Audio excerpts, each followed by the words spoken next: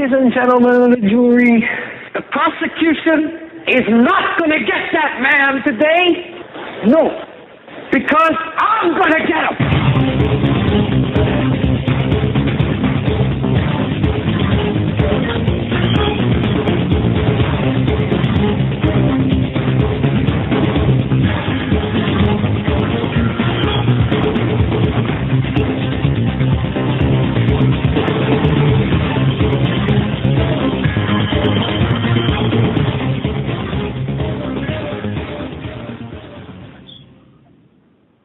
This is the HAGMANN Report for today, Monday, October 8th, 2012. I'm HAGMANN, host with my son, Joe HAGMANN. Hey, folks, you're about to hear 2 hours of unbiased, non-censored news and analysis.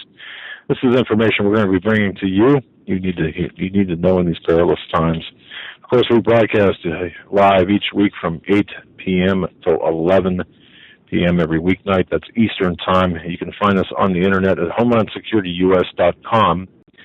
And folks, if you want to watch us live, and if you want to get us get a glance of our new, our current studio right now, I would recommend you doing so. You can go to Homeland Security US, the number 1.tk. That's Homeland Security US, the number 1.tk.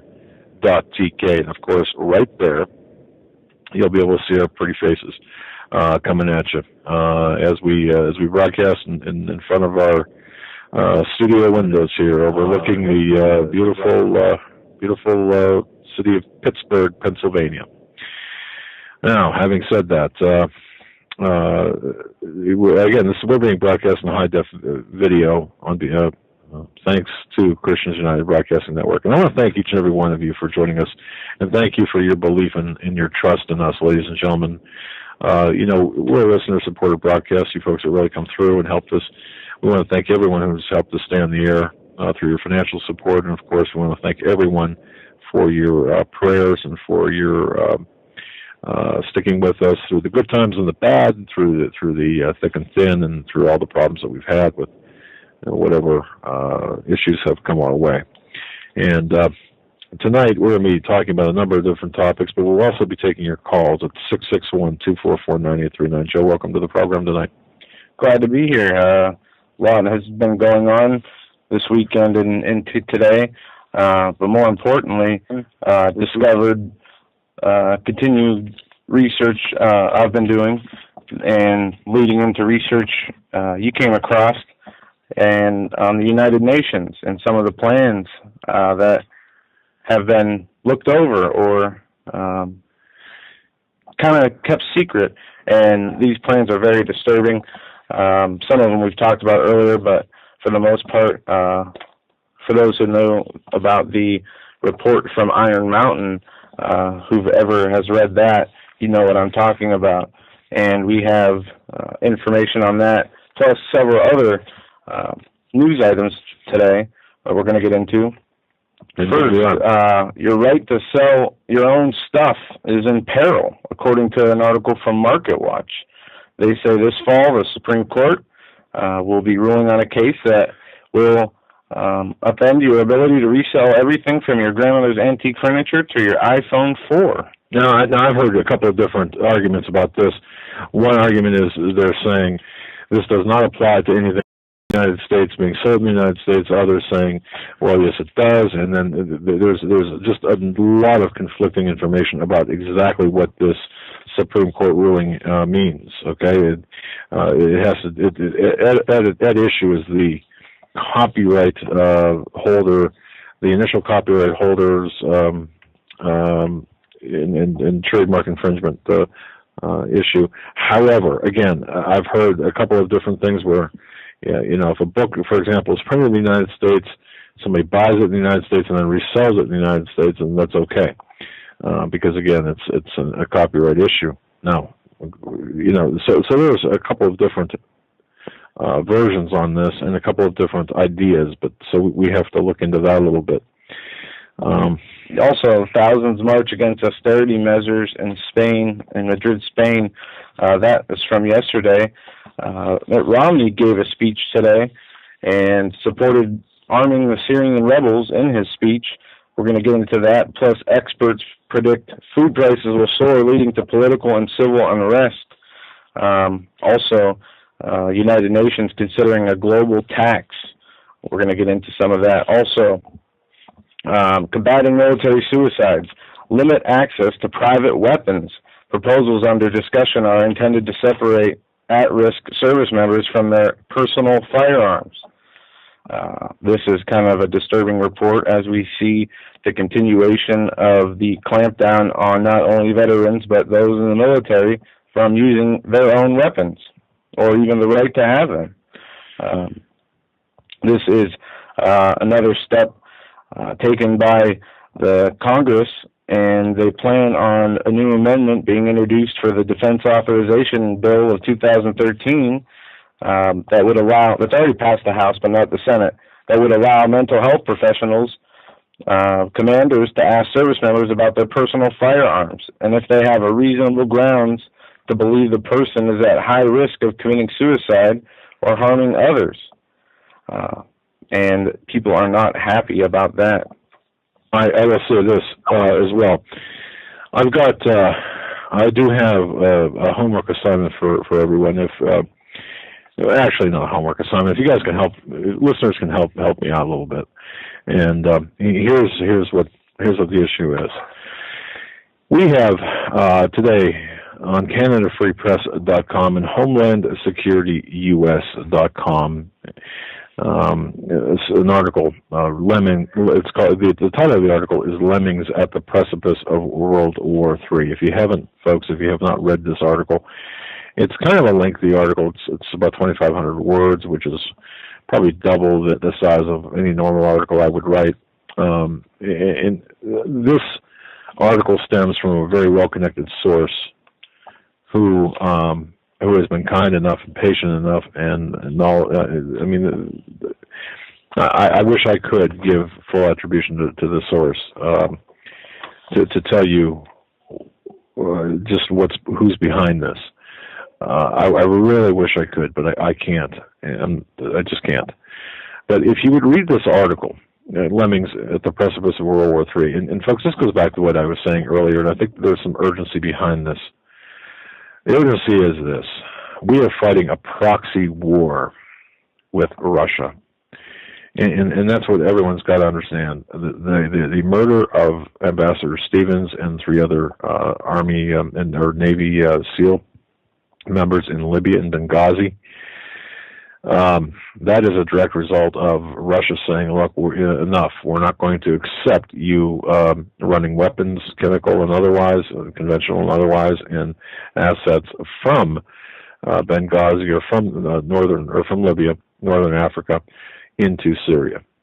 And this is really a dangerous and an extremely dangerous situation, because the globalist powers behind this are really setting the stage for World War III. And World War III, in this case, as I said in the article, it's not going to start with Israel and Iran. It's going to start in Syria, and it's going to involve Russia in the United States via NATO. But here's what I'd like to ask you folks. If you have read it, or if you haven't read it, please do. And if you have read it, we're looking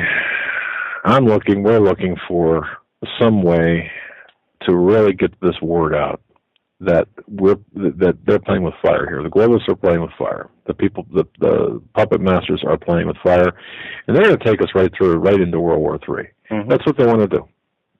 Or if they can't do it through war, they have contingency plans on each front: economic, political, correct, on how to fill that gap where war would take place. Instead, they substitutes for function of war, which are very shocking, and talk and show where our policies from why the Congress hasn't passed the budget, our economic policies, welfare, etc. I mean, all these things are explained. And well, before we get into that, I mean, here's a homework assignment, or here's an assignment, or here's a favor, whatever you want to call it. I'd like to ask of you folks. We're trying to get the word out, but we need, okay, everyone's familiar with what Iran-Contra. Yeah, you say Iran-Contra, bang, it's like, wow, yeah, I know what you're talking about. Or Watergate. Everyone knows what Watergate's all about. Well, here we have a story, an article, an accounting, an investigative report that is equal or beyond, well, far beyond the implications of Watergate, far beyond Iran-Contra. And as silly as this sounds, a lot of people will read this article and not be able to articulate, essentially in a phrase, in a sentence, in a word, or half a phrase, or half a word, or a couple of words, whatever, what we're talking about. And so hold on a second here. We're getting one report. How many reports are we getting on that? A lot. The sound is very hard to understand. Someone says it sounds underwater, low audio. All right.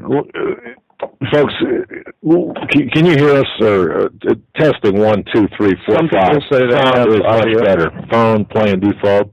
Okay, sounds good here. Bad sound even on phone. I don't know. I really don't know. Yeah, it's okay. So look, touch and go. Those of you who can, if you muffled. All right. I don't know. We got thousands of dollars of equipment here, and we can't get our sound right. Is that what is this what we're talking about? Yeah. What we can do is play a clip. I got a news story here that dovetails with. Wait, no, I'm not done with this. Here's what I'm asking everyone to do. Again, we need to come up with like a name or like a catchphrase that people can really, I don't know. Crackly, that's my voice. Okay, people that can really identify with to be able to propel this article into the media, into the mainstream media. I know that sounds trite, that sounds trivial, but you know what? People relate to Watergate. People relate to Iran-Contra. Stevens was killed in Libya, was murdered. He was a victim of a proxy war between the United States and Russia. That's what happened. Stevens was allegedly, in my professional opinion, was running weapons and personnel from Libya into Syria. Okay, now that said, that's the reason behind his death. His death was a warning shot across the bow to the United States, to NATO. No, you stay out of Syria. You do not mess with Syria. And for good reason. Syria is like the wall, is the red line in the sand, as explained in the article. So again, I'm looking for some sort of a what to call this, where people would understand this.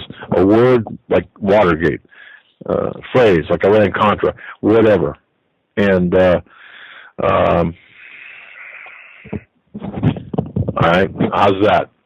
Pull the mic away. Is that far enough? Did that fix the sound problem there?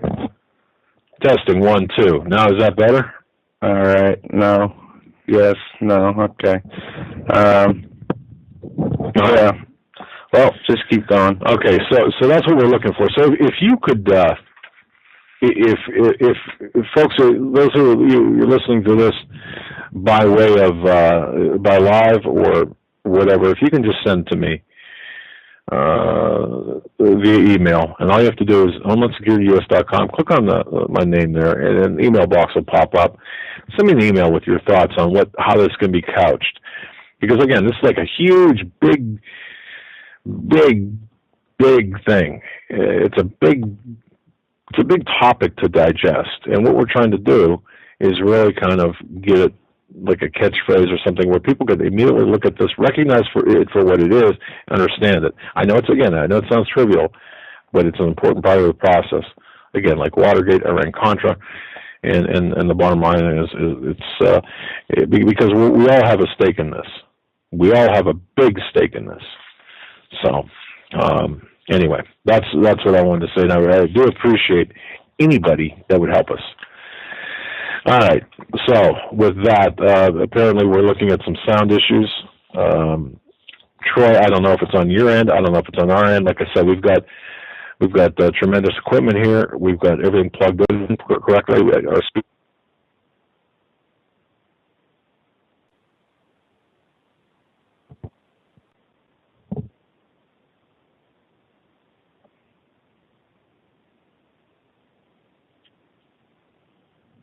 Okay. All right. Well, that's what the audio we'll give it a try here and see what happens. In the meantime, I apologize. But again, this is so important, folks. This is so very important that we really have to pay attention to this, because we are facing World War III right now. We are on the precipice of World War III, and we need to get this. We need to get the word out, because we cannot let the globalists really go with their agenda, which they're trying to do. And as Joe mentioned earlier, the whole agenda behind this is depopulation. It's the elites, and they don't care. They don't care about us. They really don't. No, not at all. Okay. Now we were messing around with audio. How's this sound? Any better? We're going to say that.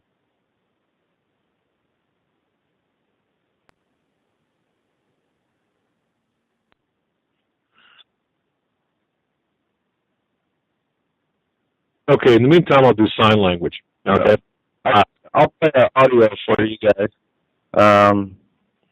Here we go. This is to talk about the deficit reality check. With presidential debate number 1 now behind us, tonight we're going to look at the candidates' answers, or lack thereof, to one of the most important questions asked during their debate, the deficit. We investigate the numbers behind their answers in tonight's reality check.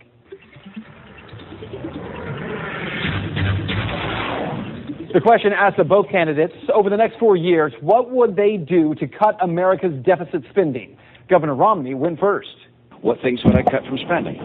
Well, first of all, I will eliminate all programs by this test if they don't pass it. Is the program so critical it's worth borrowing money from China to pay for it? And if not, I'll get rid of it. Obamacare's on my list. I apologize, Mr. President. I use that term with all respect. I like it. Good. Okay, good. So I'll get rid of that. I'm sorry, Jim. I'm going to stop. Other things, I like PBS. I love Big Bird. I actually like you too. But I'm not gonna keep on spending money on things to borrow money from China to pay for. So that's number 1. Number 2, I'll take programs that are currently good programs, but I think could be run more efficiently at the state level and send them to state. Number 3, I'll make government more efficient and cut back the number of employees, combine some agencies and departments. My cutbacks will be done through attrition, by the way. This is the approach we have to take to get America to a balanced budget. So let's take a look at these claims, because while everyone is making a big deal out of a PBS comment, it really has no teeth to it. The budget deficit, meaning the amount of money the U.S. government is spending above what it takes in, is $1.1 trillion. Out of a $3.5 trillion budget, that means we borrow $1 out of every $3. And don't know where that sound is coming from. We'll continue to go here and fix the sound problems as we go. Folks, just continue to bear with us. We really appreciate it. Experts say food prices will soar, leading to political and civil unrest. I don't remember. Did you finish what you were? Yeah, I just want to, like I said, please. I know I just saw a couple of can you hear us now? Joe, sound good? Sounds good. Laugh out loud. Okay. I know that a couple of good names went by in the interactive chat, because I'm not able to do two things at once. Well, if you don't mind, just emailing me your thoughts. Like I said, go to HomelandSecurityUS.com, click on my email address, and send them to me. Again, what we're trying to do is create we're trying to get this to go. We have people understand what's really taking place. In order to do that, we have to kind of simplify things. And to simplify things, we've got and to make it catchy. And it sounds trite, it sounds trivial, but that's how it works. So, just like Watergate, Iran-Contra, that type of thing. That's what we need. So, all right, now I'm done. So email is good. All right, thanks. All right.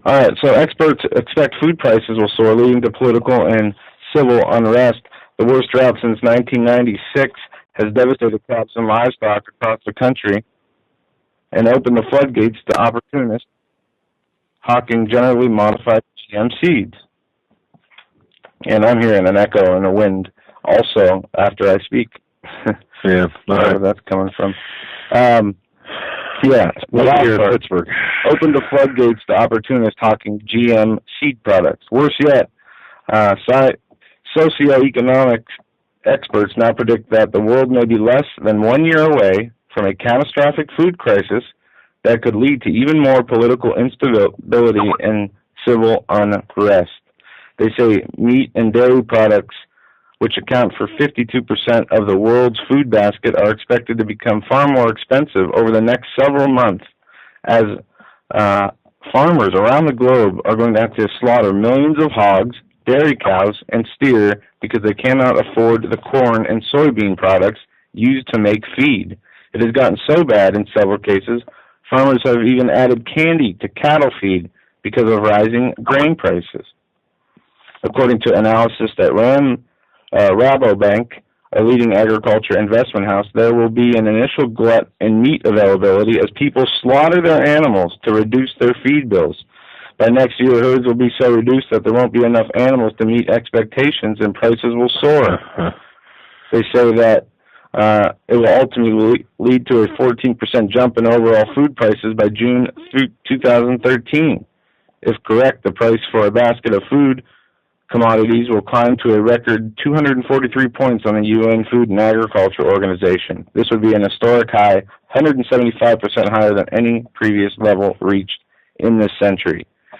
I'm going to tell you right now, if you've gone to the store, even in the last 6 months, you've noticed prices just going almost doubling. Yeah, in a lot of products, especially imported corn, products, soybeans, our own that stuff, agriculture, and here's the bad part: global food traders are also cashing in. In August, Chris Mahoney, the multimillionaire director of agriculture trading at Glencore International, a commodities trading company, outraged many when he said that the U.S. drought was good for business. The environment is a good one, said Mahoney. High prices, lots of volatility, lots of dislocation, tightness, a lot of average opportunities. And if there is any silver lining, this article states, to the impending crisis, it is that Americans may soon learn to value corn as a food staple rather than a fuel product. And this is important. This is what you touch on all the time. Currently, 40% of all corn harvested in the U.S. is used to produce ethanol. This would not be the case were it not for the Environmental Protection Agency's renewable fuel standards. Each year, they require petroleum to blender and dilute their gasoline products with ever-increasing amounts of ethanol. For 2002 blenders to dilute, they have an estimate of 13.2 billion gallons of corn-derived ethanol. And here's the problem with that, and we read about this before. Lisa Perez Jackson from the Environmental Protection Agency. First of all, she's in my view that she's a communist, or at least has communist tendencies. She's right up there. You know, she was tight with Corzine. It was going to be his chief of staff until he was.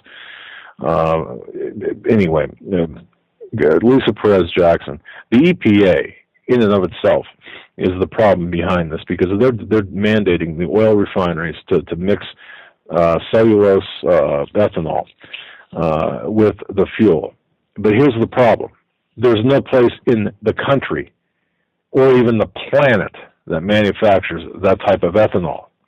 So what the oil refineries have to do, they've got to go to the EPA to get waivers and pay for these waivers so they can use corn ethanol. Okay? So the EPA says you've got to use this one type of ethanol that's not even manufactured anywhere on the planet. So they've got to pay for corn ethanol. That's number one. So it's an extortion racket. Okay, so then this ethanol, once they do this, guess who's got the lock on ethanol? Monsanto. Can you Monsanto. Fits right in. All right, so Monsanto's got the lock on, and guess what? Guess who subsidizes subsidizes Monsanto? The federal government subsidizes Monsanto for their corn production for ethanol purposes. So these straw man arguments that, well, this corn wouldn't be used for food anyway, what a bunch of bunk. And this is what people need to understand. We're being hosed every single day by this government. It's not just this government. It's the entirety of Washington, D.C., and it's been going on for multiple decades. And ever since the creation of the EPA back in 1971, this has been happening. The ethanol, and what's happening in Southern California? Why are gas prices so high in Southern California? Well, it's because California mandates by law a special blend of fuel. You don't have that fuel, then it's a supply and demand issue. Well, guess what? Because no money is going into refineries the refineries aren't being built. Why? Because of the oppressive energy policies and because of this socialistic environmental protection agency. What do you expect? The supply is cut off. There's a demand but no supply. So therefore, the gas prices are going through the roof, and you can barely get gas in some places. They're rationing gas. So how much sense does this make? How much sense does our energy policy make? It makes no sense whatsoever. And anybody who talks about energy, whether it's Romney or Obama is far, far, far, far, far worse than Romney. But I've got to tell you, it's all of Washington. Yeah, I don't know. I'm not sold that. I mean, the title of tonight's show, "No Political Solution for U.S." and that is where I stand. As this is each and every one of an individual problem as a society. Every person in this society has an obligation, has a duty. Until they solve the spiritual problems in their life, we will never find a political solution. And it's not only that, it's our fault as a society. It is also the fault of the elites who have been manipulating the society by doing many different things. Some things very subtle, some things overt in the open. But just to give you an example, in this Iron Mountain substitutes for the functions of war, meaning if you don't have war as a viable, reason to take rights away, to have the economy be driven, the debt driven up, it says an acceptable economic surrogate for war will require the expenditure of resources for completely non-productive purpose at a level comparable to that of military expenditures otherwise demanded by the size and complexity of each society. Such a suitable system of apparent waste and complexity of each society, such a substitute system of apparent waste must be of a nature that will permit it to retain independent of the normal supply and demand economy. So they're stating what they are doing right now is that they are creating the system of waste. They look at it as an investment, feeding these social programs for a future political goal. And it says that this must be subject to arbitrary political control.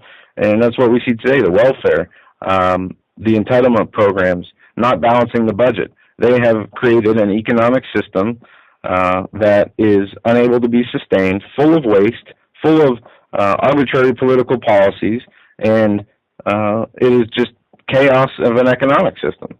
Now, and folks, this is an important case, and maybe I mentally wandered, but what Joe's referring to, again, is what the blueprints for the globalist takeover of the world, essentially, is published. And it's called Report from Iron Mountain. That's a report from Iron Mountain on the possibility and desirability of peace. This was published back in 1960, in the early 60s. It was written in 61 through 66 and published in 67. What I was reading from was the conclusions. Right. But folks, everyone would really do well to search Report from Iron Mountain. Report from Iron Mountain. And by the way, Iron Mountain is a town near Hudson, New York. It's a mountain that houses or at one time housed the global elite, the rich of the richest of the rich, and all that. But if you would search Report from Iron Mountain, you're going to find one PDF that I believe is like 49 pages long or 47 pages long. Download that and read that, because that gives you an idea of what these psychopaths that are these Luciferian psychopaths are planning for you and me. This gives you kind of a general idea. And some it gives you a very good idea if you get through the whole thing. Right. But, and you know, the plans change. I mean, the objectives don't. Well, we could read through these scenarios and see what's going on today, because this is exactly what is happening. And folks, this document is the worst of the worst. It admits and conspires to talk about Project Bluebeam, the use of a false UFO alien threat. But we'll get to that. First, a political. And by the way, it's not an urban legend. Okay, there are people out there that are going to say, "Oh, well, that's just an urban legend." That's just no. This is true. This stuff is true, and to see how sick and psychotic these people are, it fits the timeline. I'm sorry. I guess I didn't take my medication today. I don't know. Let me read you the notes I took today. This Iron Mountain report was started in 1961. It was a study group of 15 experts from various professions. They only held meetings underground at at one underground nuclear survival retreat called Iron Mountain. The study concluded in 1966. Lyndon Johnson ordered it classified due to the nature of the conclusions reached. John Doe published it in 1967, and it reaches and shows the soul of the New World Order and its covert agenda to bring about the one world government antichrist system under UN control. It says the conclusions reached are being implemented on the U.S. today without the consent or knowledge of the people. A one world police will be required. They have no regard for ethics, morals, or religion. Their agenda is public law. And what we see here, it says Public Law 87-297 passed is to be merging the U.S. into the UN, disarm the citizens gradually. And they have guidelines. This started with Agenda 21, or it didn't start. It includes Agenda 21, starting back at the Rio 1993 summit. And there's an escalation in the UFO sightings seen across the world. Well, this is all part of the plan, too. They say they're going to create extra religions. They're going to do all sorts of things. One of the political situations suitable for substitutes of war is new institutions. No, let me go back here. Yeah. Generalized external menace, which they mean on each society of a nature and degree sufficient to require organization and acceptance of political authority. They want to set up and control socially destructive segments of societies for purposes of adapting the physical and psychological dynamics of human behavior to the needs of the social organization. To create a credible substitute for war, you must generate an omnipresent and readily understood fear of personal destruction.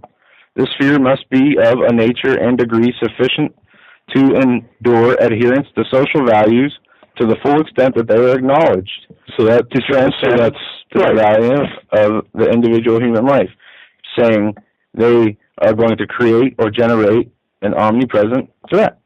And that's exactly what they've done through Al-Qaeda, the war on terror. Right. Used it as an excuse to take away our civil rights. In addition to that, it also gets into creating the globalist agenda, the green agenda. The green movement is part of this. Mm-hmm. This is like the mother plant that's sprouted the Agenda 21, and I mean, it talks about it says everything. It says an economical or environmental solution to war is to continue to overpollute the world into a place where they feel that there is a problem with the polluting that it would get so bad that they need to take measures to stop it. Yes. I mean, that's how they think. They just say a substitute for war in its function as the uniquely human system of population control must ensure the survival, if not necessarily the improvement of the species in terms of its relations to the environmental supply. This is what we're talking about. We are talking right about now, or we're talking now about just about plans for global domination. Again, we've got their playbook. We got to read it. Report from Iron Mountain. This is a 1961, 1963 document. It was published in 1967. It's not the entire. This 49-page document is not the entire 79 parcel or 79 whatever pages. And this is just basic today, what we're going to cover from the document, because not only do we have this document, but many other UN agendas that are through different NGOs of the UN, through different countries that are involved with the UN, and how they are setting this up. And they're much further along than we know it. That's correct. That's so important. Yeah. They want an omnipresent, virtually omnipresent international police force, an established and recognized extraterrestrial menace, massive global environmental pollution, fictitious alternative enemies.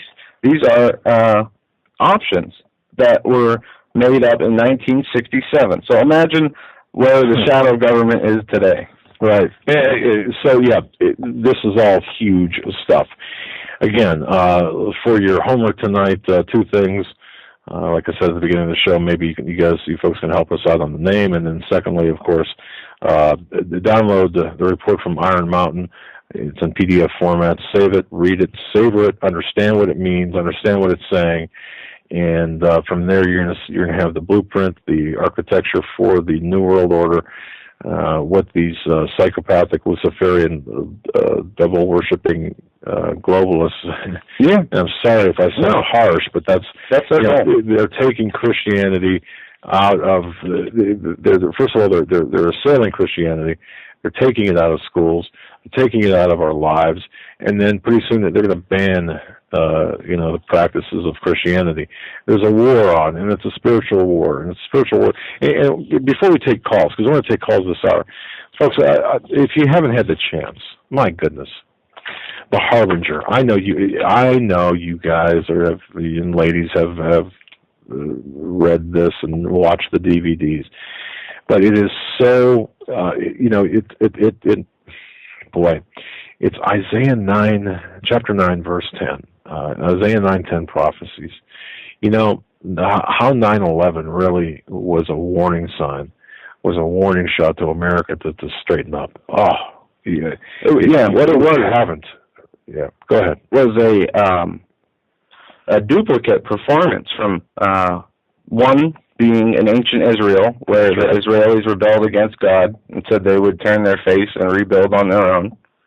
The same words, the same verses were spoken, the same actions were taken, measure for measure, word for word, right after 9/11. And it is a very interesting story. If you haven't seen the 9/11 Harbinger video interviews, you can find those on YouTube. Also, the book. Well, no, I don't think you can find the actual YouTube interviews. Yes, the interviews. You're correct. And one of the things, I mean, if folks, and I know like the majority of the core audience is probably familiar with the Harbinger. It's written by a Messianic Jew, and he points out where the Israelites, when the Assyrians came in and destroyed their temple. That's me now. Temple, and the Assyrians came in, destroyed their temple, and the Israelites said, "Okay, we're going to build it bigger and better." And of course, destroyed in the process were the sycamore tree and the sycamore trees and the temple itself, the bricks of the temple. Well, they rebuilt the temple with hewn stone, gazette stones, and in other words, just hewn stones. Well, the Freedom Tower, the World Trade Center, was rebuilt with hewn stones from upstate New York, and it gets into what we did, as you said, measure for measure, but step by step, we are repeating the very mistakes, the vows of.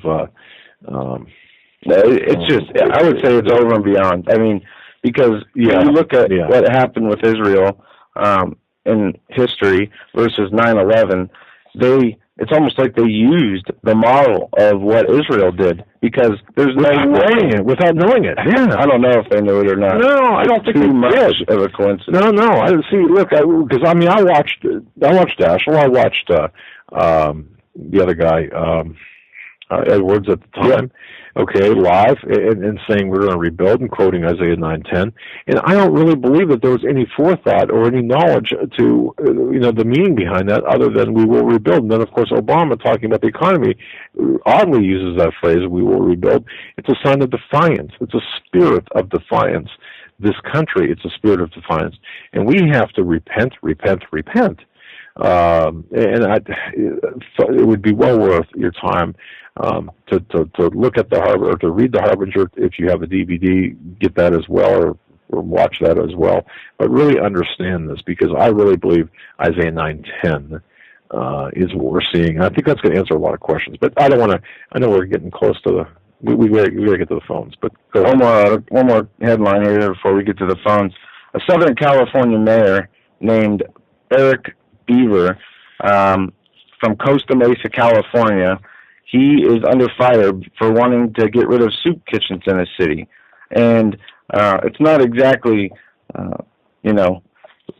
nice to say you want to get rid of soup kitchens, because it does a lot for people who got foreclosed on, homeless people with different problems. But this mayor went an extra step, putting up a proposal to bankrupt the city's homeless kitchens to get rid of the homeless problems. Southern California mayor is under fire for wanting to get rid of soup kitchens in his city. The proposal is getting fierce opposition from city council members as nonprofit charity workers. They say elderly fixed-income residents will suffer most. His first step in fighting the Costa Mesa's homeless problem, Eric Beaver said, "My belief is that if we manage to put the soup kitchens out of business, that would go a long way towards addressing the attractive nuisance we have in our city that's creating a huge negative impact." This is the why political solutions won't fix our problem. I cannot imagine being the mayor and saying we have to close down the food shelters to get rid of homeless people. I would be trying to open more food shelters up. It just doesn't make sense to me. And then it does when you put it in the context of everything that we've been researching and learning about the UN, but in their Agenda 21 local, it's in an area near you. But this is one of many examples of people are getting arrested for feeding the homeless. You can't do X, Y, and Z to help people who are without, and they are making it illegal, like Rick Wilde said about the story where you can't counsel homosexual children in California to be straight, it will be illegal. That not only are they not only is Babylon allowing for sin, but they are taking away the right of the people to steer people from sin. But with that, we'll go to the phones. Area code 816. You've been on hold the longest. We'll go to you first. 816. You're on the air with the HAGMANN Report. Yeah, hi. Can you hear me? Yes, we can. Okay. Yeah, I'm a physician in Kansas City, and Joe, I actually emailed you a couple months ago, I guess now, and wanted to thank you and your dad for first of all bringing me back to Christ. And I started listening to your show after hearing your father on with Alex Jones, and I haven't stopped listening since. I just wanted to thank you guys for doing that. Second thing I wanted to tell you guys is that I'm a physician just south of Kansas City, family medicine physician, and today we had our monthly executive committee of medical staff meeting, and they were trying to force through a policy that would require all the employees of the hospital to have the flu vaccine. And I came prepared, having the articles from Canada, or the studies that Canada had done. They're basically their version of the CDC, showing that it actually can increases your risk of getting the flu. Yep. And some other articles. And there was 3 physicians that were kind of on board and had the same feelings that I did against about 20 physicians, the CEO of the hospital, as well as board members that were wanting to pass this policy just because every other hospital in this area has done so. And it's a recommendation from the Joint Commission of Hospitals and the CDC. I'm glad to say that we were able to stop it from being passed. We had a very heated discussion today, and common sense, thank God, reigned. And at first they wanted to force the physicians, nurses, and staff that declined the flu vaccine to wear a sticker that said that you declined to wear, also be forced to wear a mask. We even got that stopped. So I just wondered if there's any other physicians or medical staff that are out there listening. This can be stopped at least for this year. Now next year may be a different story. There's rumors that the CDC may make it mandatory at some point in the future. So who knows what's going to happen? But I kind of jumped on I got on board after listening to you guys talk about it, and Alex Jones and some other people. I did my research, and it paid off. Well, first of all, I want to thank you for the email you sent a couple months ago. Those are some of the most inspirational. Those are the most inspirational emails we can receive, and humbling messages we can receive. To know that this show had something to do with leading you back on your path with the Lord is, all the payment one could ever want. This is why we do what we do, and I really appreciate that email, and I'm glad you called in tonight. And secondly, thank you for standing up for what's right. These hospital CEOs, I saw a commercial on our local station just before the show where they were pushing on the local news free flu shots if you come down, and they talked about the misconceptions of how the flu causes flu or has side effects. They said that's not true. This was a local doctor. And their action worked to probably save lives and a lot of people from getting sick or future illnesses that they might not have got if they did get the flu shot. Am I correct to understand, are you a physician? Yes, I am. I'm a family medicine physician. I'm in a rural town, but I'm affiliated with a hospital. We're just south of Kansas City. Okay. And we, of course, all the physicians that are members of the hospital, we have our monthly meetings where we kind of, any policies, changes, and things like that has to come through us, and we have to vote on it, and then it goes in front of the board who makes the final decision. And the committee, the Infectious Control Committee meeting last month had passed it. They had a different physician this year on that committee who was trying to push this through. And so it came up for the first time in front of everybody, and everybody was on board. Oh, this sounds great. Let's do this. And some of the arguments that we're making were ridiculous, that we're trying to protect the patients, and it's the physician. Everybody needs to think of the well-being of the community and the greater good and all this other BS. Excuse my French.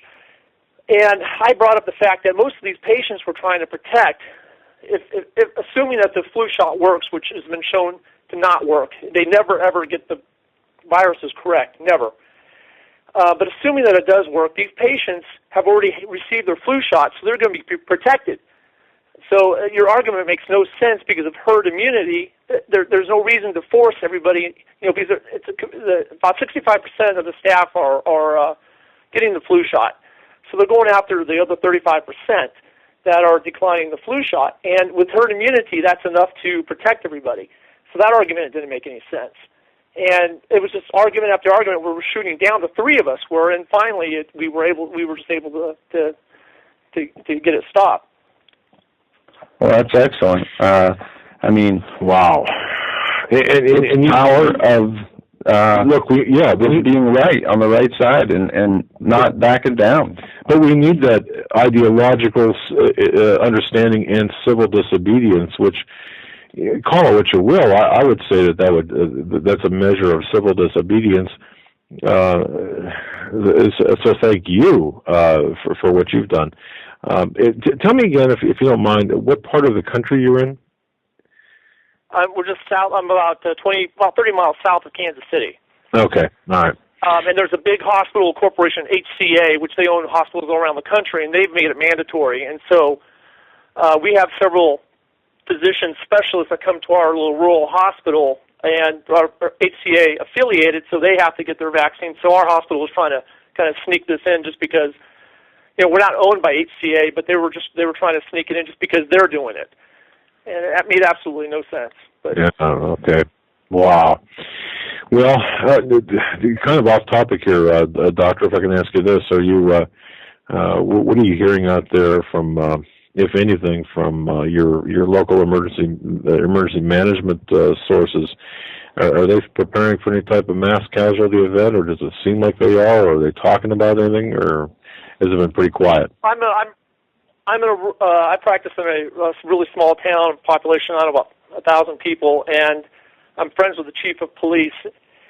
He says he kind of and haws about it. He's awake, and we talk about. I got him to start listening to your show as well. But he says there's some weird stuff that they're trying to set up. They're having some weird visits from people from FEMA and things like that to make sure that they're prepared to kind of evaluate their preparedness, and they have to have certain guidelines that they have to meet. But other than that, I haven't heard a whole lot.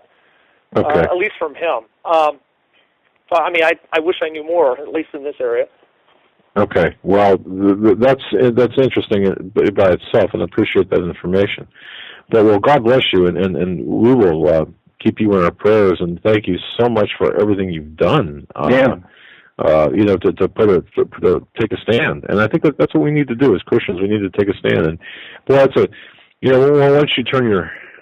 once you accept the fact that God is in control, and you kind of turn your life back to. I'm 53 years old, so you got to turn your life back and say, okay, let go and let God in a certain way, and I think that really it's done a lot for me, and I just hope that it's done a lot for you as well.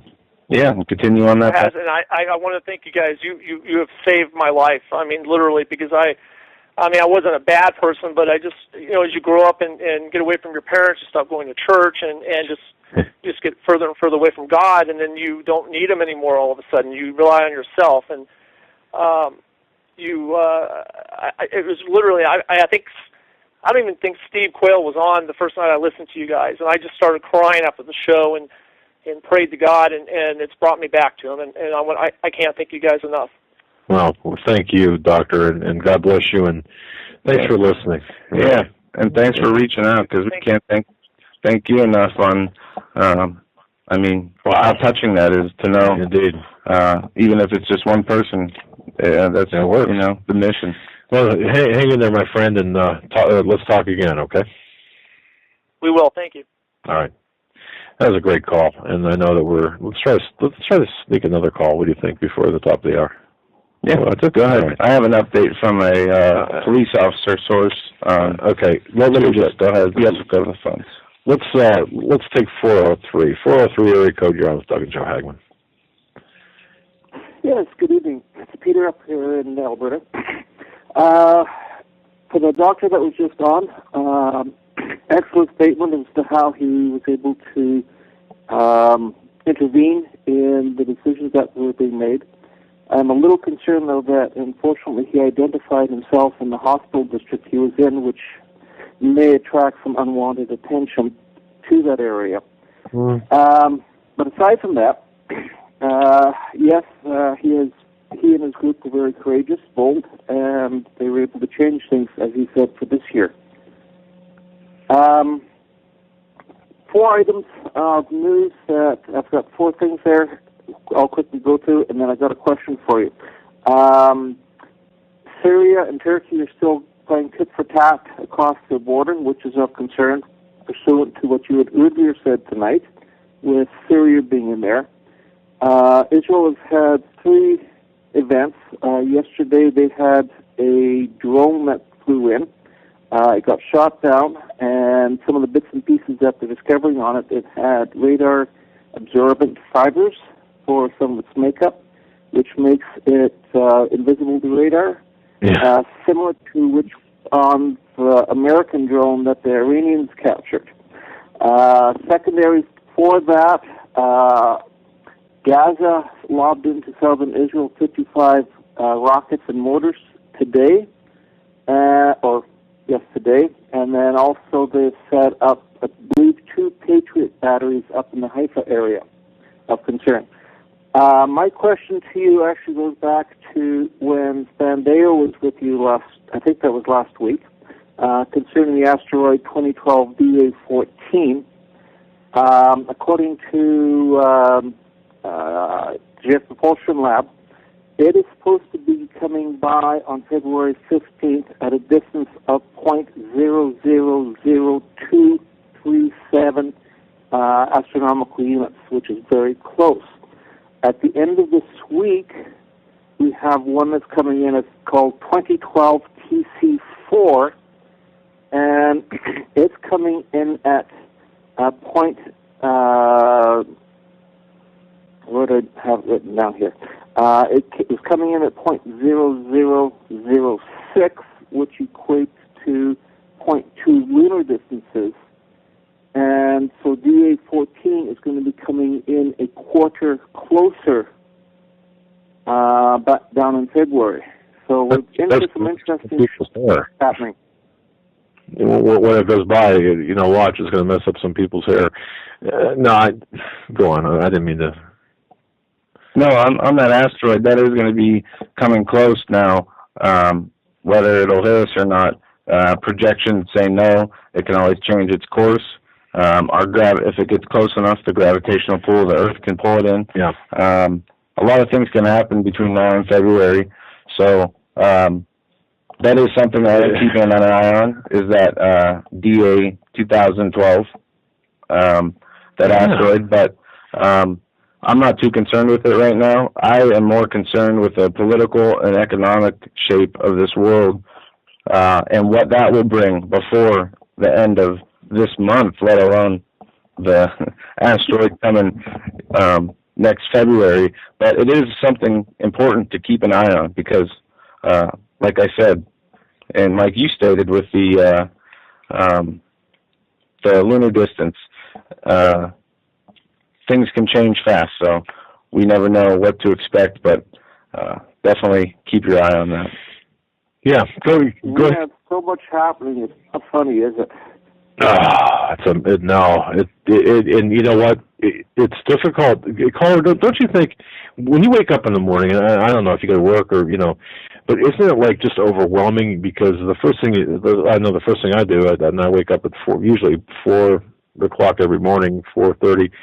The first thing I do is turn on the television and the computer to catch up on the news, see if we're still online, see if we're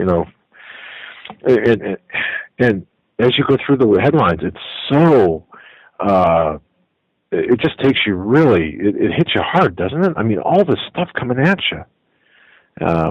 It is, and if we aren't grounded in our Lord and Savior Jesus, it would scare the pants off of me. Yes, yeah, and that really, you got to have your Bible in one hand and maybe a cup of coffee in the other. I was going to say a handgun, but if you're at home, Bible in one hand and a cup of coffee in the other, or something. You really have to be grounded in, as you said, in the spiritual nature of God, of Jesus, and of keeping things tied to the Lord. It's about a book study today. We're going through Zechariah, and it's almost doing headlines right now. Once you start dissecting it, what it's talking about, we are in the bits and pieces that it is talking about, and that is happening right now. It's scary that way. Wow, it is. It is. Did you have a question? Did you say you had a question? Now, that was concerning the DA-14. The one item I don't know is how big this item is. Everything on the JPL site and Space Weather, we have a size, but we're still too far away from them posting a size, and I can't find a size to this object. That may have a significant factor in its concern. The one that's coming at the end of the week is actually 22 meters in size. It's a fair chunk of rock, but it'll probably get diverted with our gravitational field. But this one in February, any slight deviation of the calculations, we could be in for trouble because it looks like it'll be inside of the satellite orbits, the far out satellite orbits. That's a possibility, depending on which way, how it does come in, and if it keeps on the track that it is. But the size of the meteor, I'll try to find and say on the show here. Yeah, did you say they had one land? I think, didn't Stan talk about that? Yeah, I asked him about it, and I'll find out here. I'm pulling up the site right now. It is a estimated mass of 130,000 metric tons. But not sure how big. I don't know what that translates into. Yeah, that's 2012 DA 14, right? Yeah. Wow. So, all right, we'll keep our eyes on. For interesting times. That's a new seatbelt. The ride's going to be rough. It will be. Well, God bless you. We're up against the top of the hour. I want to thank you very much for your call from Alberta. Hang in there. We love Canada. Happy Thanksgiving, by the way. Okay. Have a good evening, folks, and I'll continue listening. Bye-bye. All right. It's Thanksgiving Day in Canada. That's why I mentioned that. Folks, you're listening to the HAGMANN Report for this, the 8th day of October 2012. It's a Monday. I want to thank Troy from the Christians United Broadcasting Network for making us look so great. Although I made the installations, the install of the studio light, the one light that is really going to probably set her hair on fire, I'm pretty sure.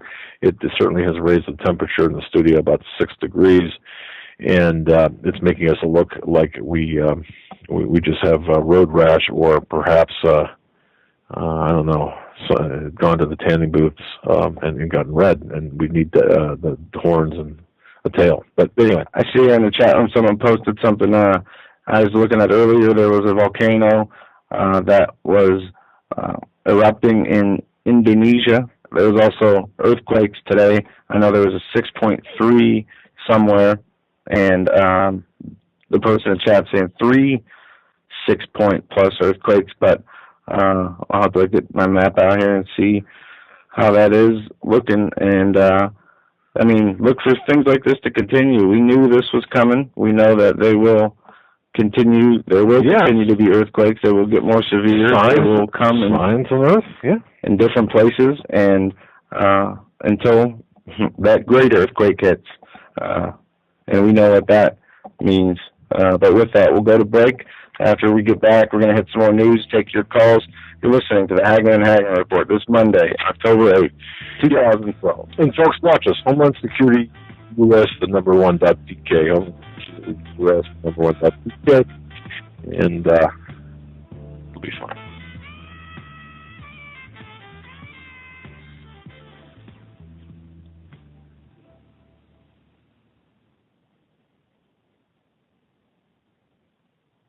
Hi folks, Doug Hagmann here. You might know me as the co-host from the HAGMANN and HAGMANN Report, or as a frequent guest on Coast to Coast AM with George Norrie. If you're like me, you're tired and confused over today's headlines. You just don't know where to turn for accurate, concise information about really what's going on, what's truly going on in today's society. If you don't know where to turn for accurate, well-researched, and properly vetted news, I've got a suggestion. In fact, it's a requirement. Bookmark Canada Free Press. That's CanadaFreePress.com on the Internet.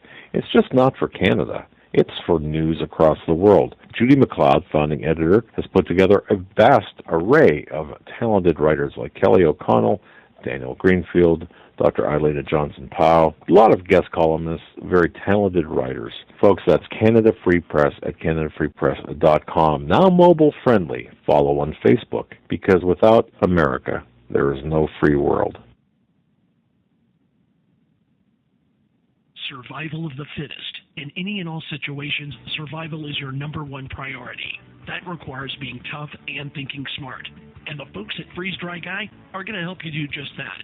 They have the long-range patrol ration entrees, what they call the Brick Pack. When you're in survival mode, it is absolutely the best item for your survival pack or bug-out bag. You can go farther, faster, and carry more food with the LRP cold weather ration entrees.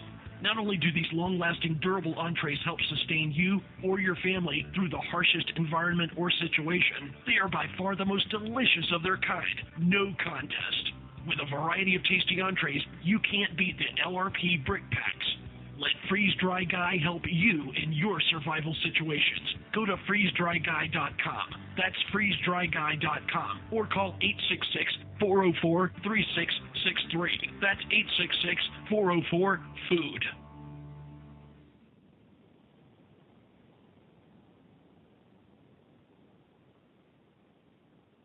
Hi folks, Doug Hagmann here. You might know me as the co-host from the HAGMANN and HAGMANN Report, or as a frequent guest on Coast to Coast AM with George Norrie. If you're like me, you're tired and confused over today's headlines. You just don't know where to turn for accurate, concise information about really what's going on, what's truly going on in today's society. If you don't know where to turn for accurate, well-researched, and properly vetted news, I've got a suggestion.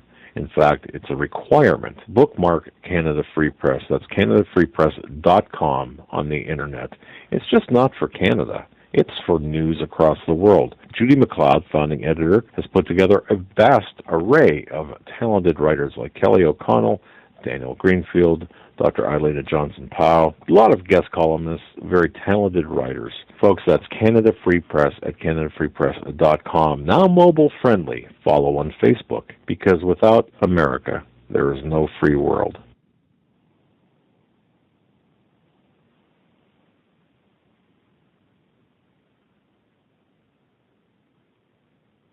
All right, the holidays are right around the corner, which means a bunch of you will be traveling. So we wanted to tell you about an interesting piece of technology coming soon to an airport near you.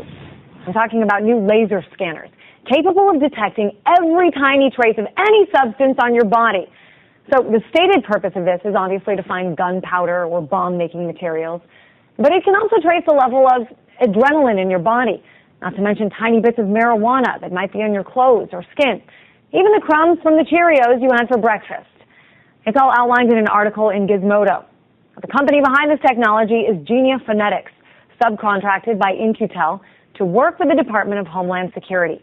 Now here's how it all works. It fires a laser that provides what's called a molecular level feedback at a distance of more than 150 feet away. It's expected to be implemented at airports and border crossings across the country in the next year or so. After that, it's anyone's guess. It could be placed at traffic lights, in parks, or at sporting events. Oh, and here's the kicker. All of this information collected will be collected without you knowing it. So we're wondering a few things here at RT. How would this information that was gathered be used? Would it be stored? And if so, where? And for how long? These are all answers we don't quite have yet, but you can bet we're going to keep digging.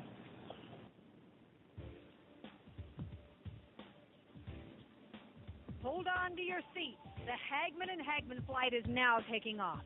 Doug and Joe Hagmann have cleared the runway of TSA agents, jihadists, political crackpots, and global elitists. Now get ready for some real news. Here they are, Doug and Joe Hagmann.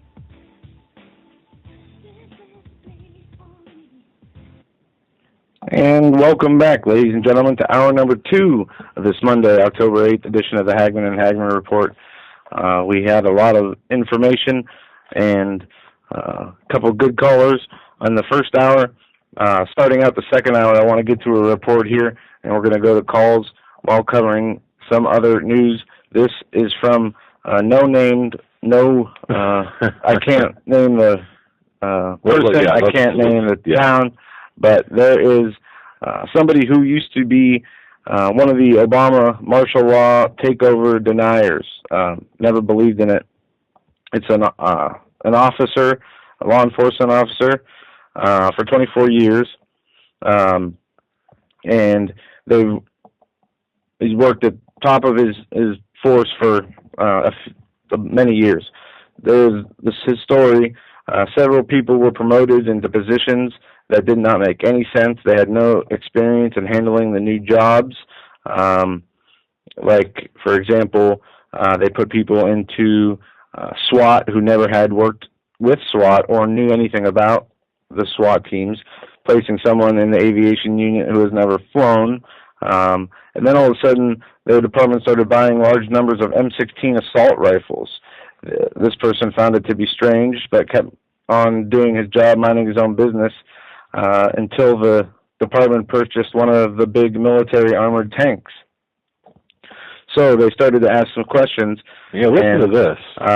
They were told that, and apparently these are all colleagues of his, are all Obama supporters. And when this man started asking about the weapons and the vehicles, he was pretty much replaced. He was moved to a different unit, and somebody said to him that he shouldn't be so inquisitive, apparently.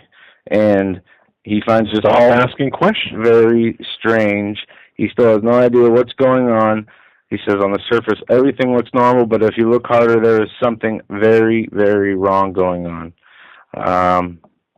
And it's also strange that this person was told he would get a hard time if he continued to snoop around. You know, one thing I wanted to do during the break, instead I was getting kind of dressed down by my co-host here. He said, you were kind of sharp at the beginning of the program. Sharp meaning kind of, a little bit testy. If I sounded that way, I apologize. I certainly didn't mean to be. But anyway, one thing I wanted to do before I came on the air was there was an email a couple of emails I received, and I'm going to have to go grab them. So I'm going to cut the video feed for a moment and go grab those. And why don't you just sing or dance or something? Because, folks, it's really important because it goes right along with what you said. Right along with what you said. And these are first-hand accounts. I just have to get them off my desk, which is away from my studio. So what do you think? Yeah. All right. You can carry it. All right. Absolutely. All right. And it's going to be worth the wait. So, Troy from Christians United, thanks for your patience with the video. I know that every time I do that, that makes him work. All right, Texas students are rebelling against electronic RFID tracking cards. The ones who are rebelling are now facing consequences. Before the end of the 2011-2012 school years, the Blaze reported the Texas school district's plans to track students using RFID on their ID cards.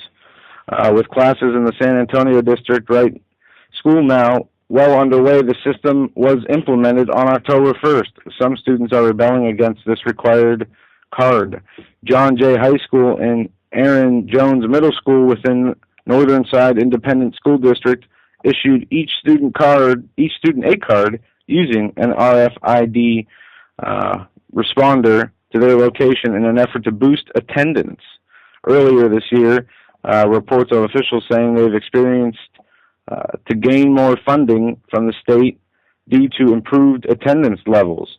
So we see that they say the RFID is for the boost of attendance. Why do they need a boost of attendance? Because they get more money from the state, et cetera, et cetera. Students picked up their badges at the registration at the beginning of the year and were reportedly threatened with suspension or school transfer if they did not use the badge. One student refusing to use the RFID card said she was denied the ability to vote for her homecoming king and queen. Is this a high school or student version of what we'll see soon in America? Don't take your RFID chip. You can't participate in the elections. WorldNet Daily's Andrea Hernandez rejecting the RFID card for religious and privacy reasons.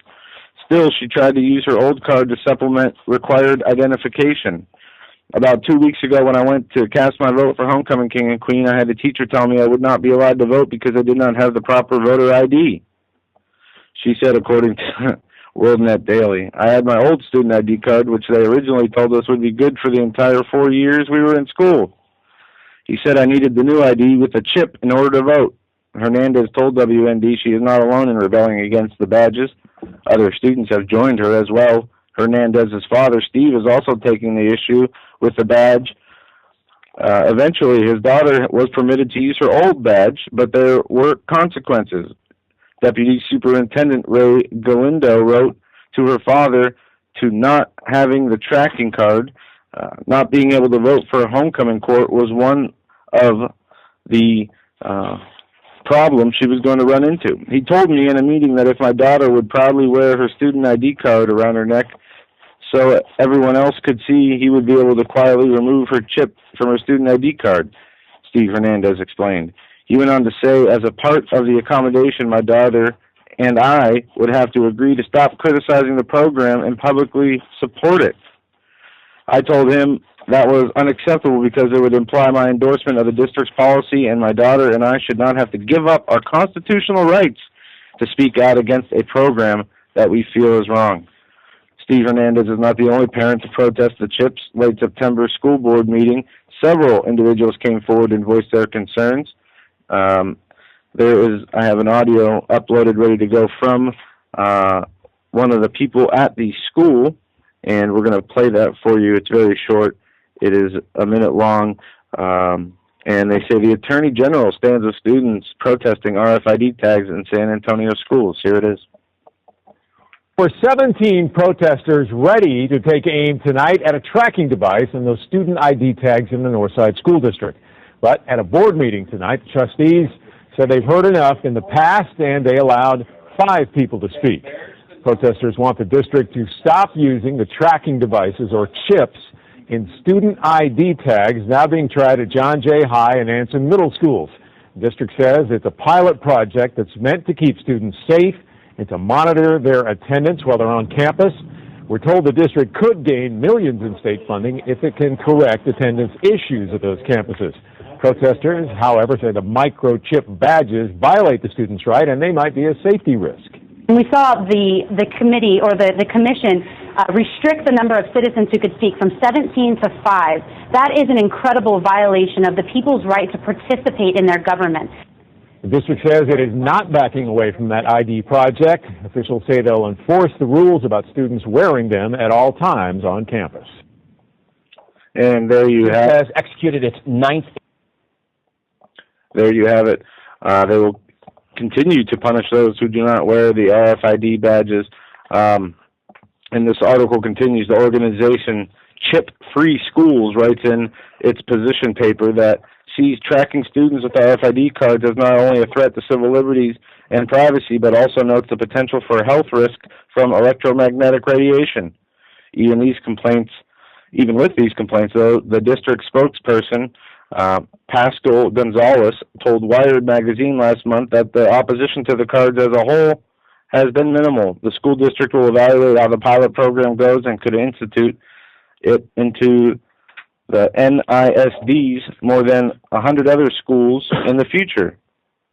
It is important to note that RFID cards stop tracking students when they leave campus, although Wired reports some saying cards are tracking the kids like cattle. Gonzalez said they are used as surveillance tools. The kids are used to be monitored, Gonzalez told Wired, noting the district's more than 200 cameras. And this is a trend we're seeing. We continue to talk about it. The RFID technologies continue to be said are the next, business to get into, the next stocks to get into, and they want to do this at vet hospitals, at all hospitals. Put RFIDs in your admission bracelet, and that's how they're going to start. They're going to slowly start implementing these chips in until you have no choice to where they're going to do what they did here. Say, in her case, she couldn't vote for her homecoming king or queen. In our case, it'll probably be life or death. And exactly, life or death. Or choice of food or no food. And Steve Quayle that really talked about that, and we talked about that with Steve, about how they're going to starve us. And, it's this RFID technology is being used against us and will be used against us. And I was a big doubter about that. Not only that, about just the whole process behind the technology. And now, as John from the Patriot to Hearts radio network has documented, they're putting up, meaning the government, are putting up these towers or these telephone poles with inverted cones or cones on them. They look like Yeah, I don't know. I sent you the article. Yeah, the local article. And it seems as though the walls are closing in. Anyway, the dark cloud, the police state, is looming over us, and it is ready to descend. And callers on hold, please hold on with us just for one more moment. I think Lucy sent this article to me, or this link to me. Lucy, God bless you for all the links that you send, and everyone, Jan and Debbie and such, and people I just can't name. Too many people to name.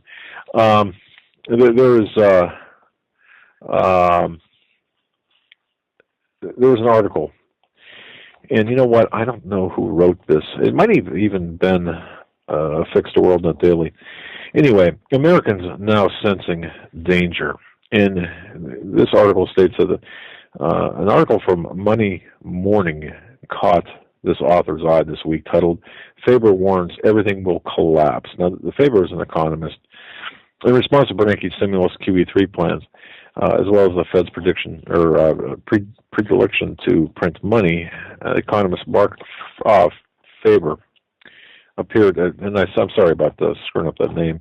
I keep wanting to call him something else, and Mark Faber. He appeared on Bloomberg TV with ominous warnings about our nation's financial future. And he says, eventually, we're going to have a systematic crisis, and everything will collapse. This is a guy that's been pretty mainstream. Well, Faber made no distinction between Democrats and Republicans in this regard, noting that no matter who wins the presidency, money printing and dollar devaluation will continue. Again, the title of this article is Americans Now Sensing Danger. And what caught my eye here is this. According to the polls, the average American is sensing danger. A recent survey found that 61% of Americans believe a catastrophe is looming, yet only 15% feel prepared for such a deeply troubling event. Wow.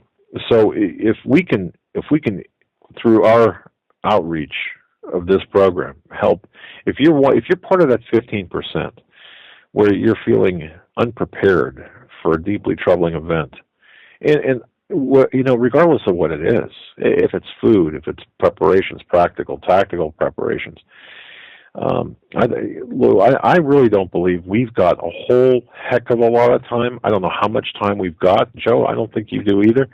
In fact, my contact I was talking to. I mean, it depends on the plans, how they go through, how their systems are being implemented, if they are being effective or not. Right. Going through this report from Iron Mountain, it basically, here it says that their system of control through war, they want to bring that to an end and bring about systems of control that substitute for the functions of war. And this is exactly what they get at in here. Well, and this author of this article stated this, and this kind of surprised me a little bit. I don't know why it did. I don't know why it took me kind of by surprise, but it did. The author went to a Sustainable Preparedness Expo in Spokane, Washington, this past weekend, and this author was curious to gauge the tenor of the attendees. Well, we know why were they coming, what did they sense was on the horizon. Now, at the opening of this event, folks, listen to this.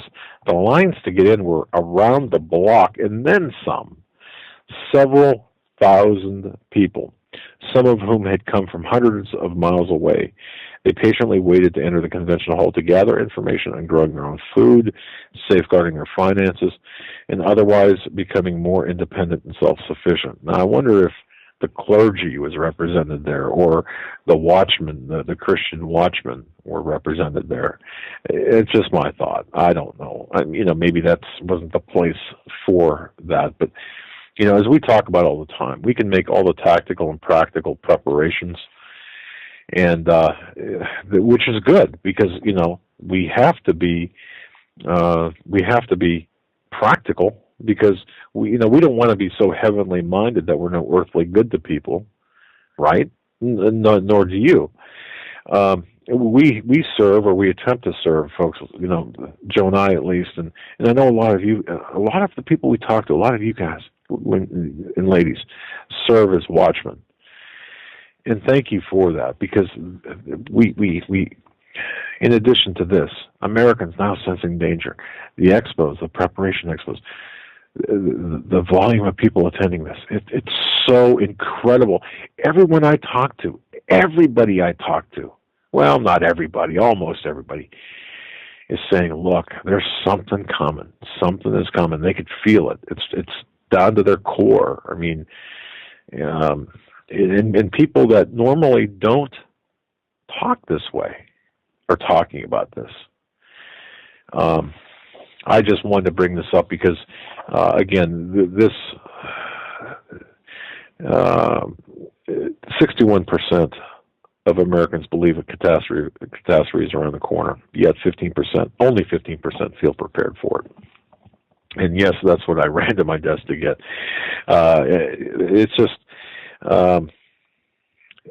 Americans feel as if the sword of Damocles is hanging over them, and ladies and gentlemen, I'll tell you what. And Joe's a big, and Joe's taught me a lot about this, and Steve Quayle and Greg Evenson. You know, you've got to really be spiritually prepared. It's pre-traumatic stress syndrome that I think we're suffering right now. Pre-traumatic stress syndrome, and that's a fact that we have to be really spiritually prepared.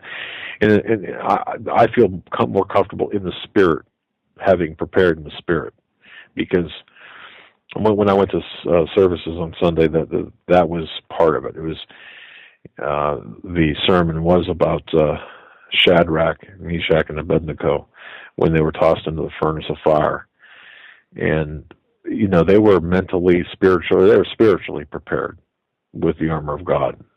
And to hear the minister say, you know, that's what faith.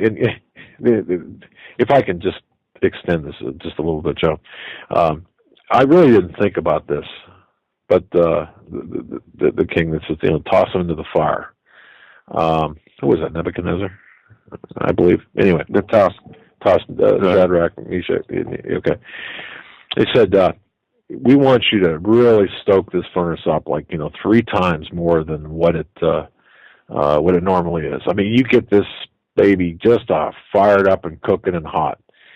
So the soldiers that had grabbed the 3 Christians, the 3 witnesses, the Christians, the 3 men of God, the 3 watchmen, and tossed them into the fire. The fire was so hot, it burned the soldiers. I tossed the 3 men in. It didn't touch the 3 men of God who were spiritually prepared, and that's what we have to expect, I believe, or that's what we have. That's the preparation. That's the spiritual preparation. That's a belief. That's a faith factor. Anyway, thank you for allowing me to get into that. It's an uplifting story. I mean, really, I thought, wow. You know, I've heard it how many times, but you really, when you think about it. Right, and Nebuchadnezzar, I think, if the story's correct, if I remember the story correctly, saw 4 people in the fire. Yes, 4 people in the fire. I'm sorry for leaving that out. A godlike figure, a 4th person. Yeah, I wonder who that could be. It wasn't Allah, and it wasn't Buddha. No. So, anyway. Doing some research, I came across the bill, H.R. 6449, introduced to establish an air traveler's Bill of Rights. I don't know how many of you heard this. A different version was introduced by Rand Paul back a couple months ago, but this was on September 20th. Yeah, you told me about this, and I really haven't. Folks, listen to this. Okay. And I was starting to write an article on this, and I stopped because I had to do more research and to find out why we would need a Bill of Rights. Why would we need to establish an air traveler's Bill of Rights when the United States Constitution was drafted and implemented to create a federal government through a system of checks and balances, separating power between the 3 branches. The Constitution also contains a Bill of Rights, which lays out our rights and freedoms. The founding principles of the U.S. are liberty, freedom, and equality under the law. The Constitution was initiated to secure these rights for its citizens by establishing a government made of the people by the people. The Founding Fathers warned us that throughout history, what happens when a government becomes destructive and tyrannical, and apparently the federal government does not feel that our God-given rights to freedom and privacy apply to people who fly anymore. And this is just so mind-blowing. I want to read you the Air Travelers' Bill of Rights, the proposed Air Travelers' Bill of Rights. Oh, all right. Elements shall include, at a minimum, the following. Number 1, a passenger has the right to be presumed innocent before, during, and after screening. And I state the Constitution already affords this right no matter where somebody is, correct? Number 2, a passenger has the right to choose to depart from an airport that has the freedom to choose to have screening conducted by employees of a private security screening company or federal employees, depending on the needs of the airport. And don't forget, you can't. Each one of these has a but, unless, or in here. Right, but don't forget, if you are in line, and let me remind people again, if you're in line at an airport and you decide you don't want to fly, or you decide, look, I'm not going to subject myself to the pat-down or subject myself to the nuke screen or whatever, and you get out of line and you leave the airport, you can actually be fined up to $11,000. Don't forget about that. Yeah, well, if you already go into the screening process. Right. Or yes, I'm sorry. If you start the screening process. Right. Okay. Number 3, a passenger who has been verified by the TSA as a low risk or frequent flyer has the right to be screened through a process that is more expeditious and less intrusive than the standard process. Come on. And this is extortion. Those who pay a fee to go through a 3-step biometrics security process to get faster security clearance, those people, are going to have to give up some of their DNA and their retina, are going to get retinal scans and fingerprints. Also, number 4, this is a good one. A passenger has the right to make a video recording of the screening of the passenger using recording devices approved by the TSA for that purpose. So you just can't record. You have to have the device approved by the TSA before you record. And remind me again who the sponsor of this bill is. Well, the sponsor of this bill, I'll have to find it. I thought there was a similar bill that Rand Paul supported, and also this, I think it is the same verbiage on this? Yeah, okay. Well, okay, number 5. A passenger has the right to be screened by a canine screening team if they request it. 6. A passenger has the right to decline to be screened using a device that uses the backscatter X-rays. 6. A passenger has the right to be free from searches and screening procedures not implemented for cause or because the passenger is subject of suspicion. Including searches and screening procedures resulting from the random selection of passengers by computer. Right. Number 8. But this is all crud. Right. A passenger has the right to be screened by a method other than a pat-down, unless the passenger has failed to be cleared to enter the sterile area of the airport after being screened using a metal detector or the backscanner X-rays multiple times. The individual conducting the screening has a reason to suspect that the passenger is carrying items that are prohibited. I say we don't submit. We don't comply. Absolutely not. But I'm reading this to show the level of outrageousness. I mean, first of all, the airports aren't on international land. They're not something special where U.S. law does not apply. So having a Bill of Rights, a separate Bill of Rights for air travelers, is an absurd idea. And for Rand Paul to support it and even introduce it as a bill is even more a slap in the face. Exactly. He was the last Tea Party politician I had respect for, and that went out the window a couple months ago. But every one of them has turned their back on what they said they would do. I'll just go through some of the ones I highlighted here. Number 10, a passenger of 12 years younger or 75 or older has the right to be screened by a method other than pat-down, unless the individual conducting the screening has a high degree of suspicion that the passenger is carrying items prohibited in the sterile area of the airport. So it doesn't matter. Like they say, their policy is they don't touch kids under a certain age. It doesn't matter. It's always an unless, or if we have the, if we want to, basically. It's at the TSA's worker discretion. It's at their discretion. It says the passenger has the right to have their baggage inspected by a supervisor or in an area visible to the passengers. A passenger has the right to be screened, A, by individuals who are subject to liability for mistreatment or misconduct, and B, by technologies the manufacturers of which are subject to liability for harm caused by the use of those technologies.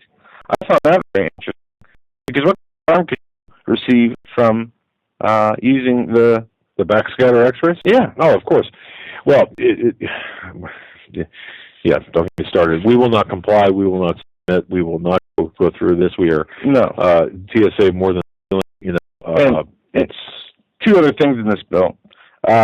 One, remember last year they collected $400,000 and some in change in the TSA bins in their. Oh yeah. Okay, they post rules for this. They post rules for this.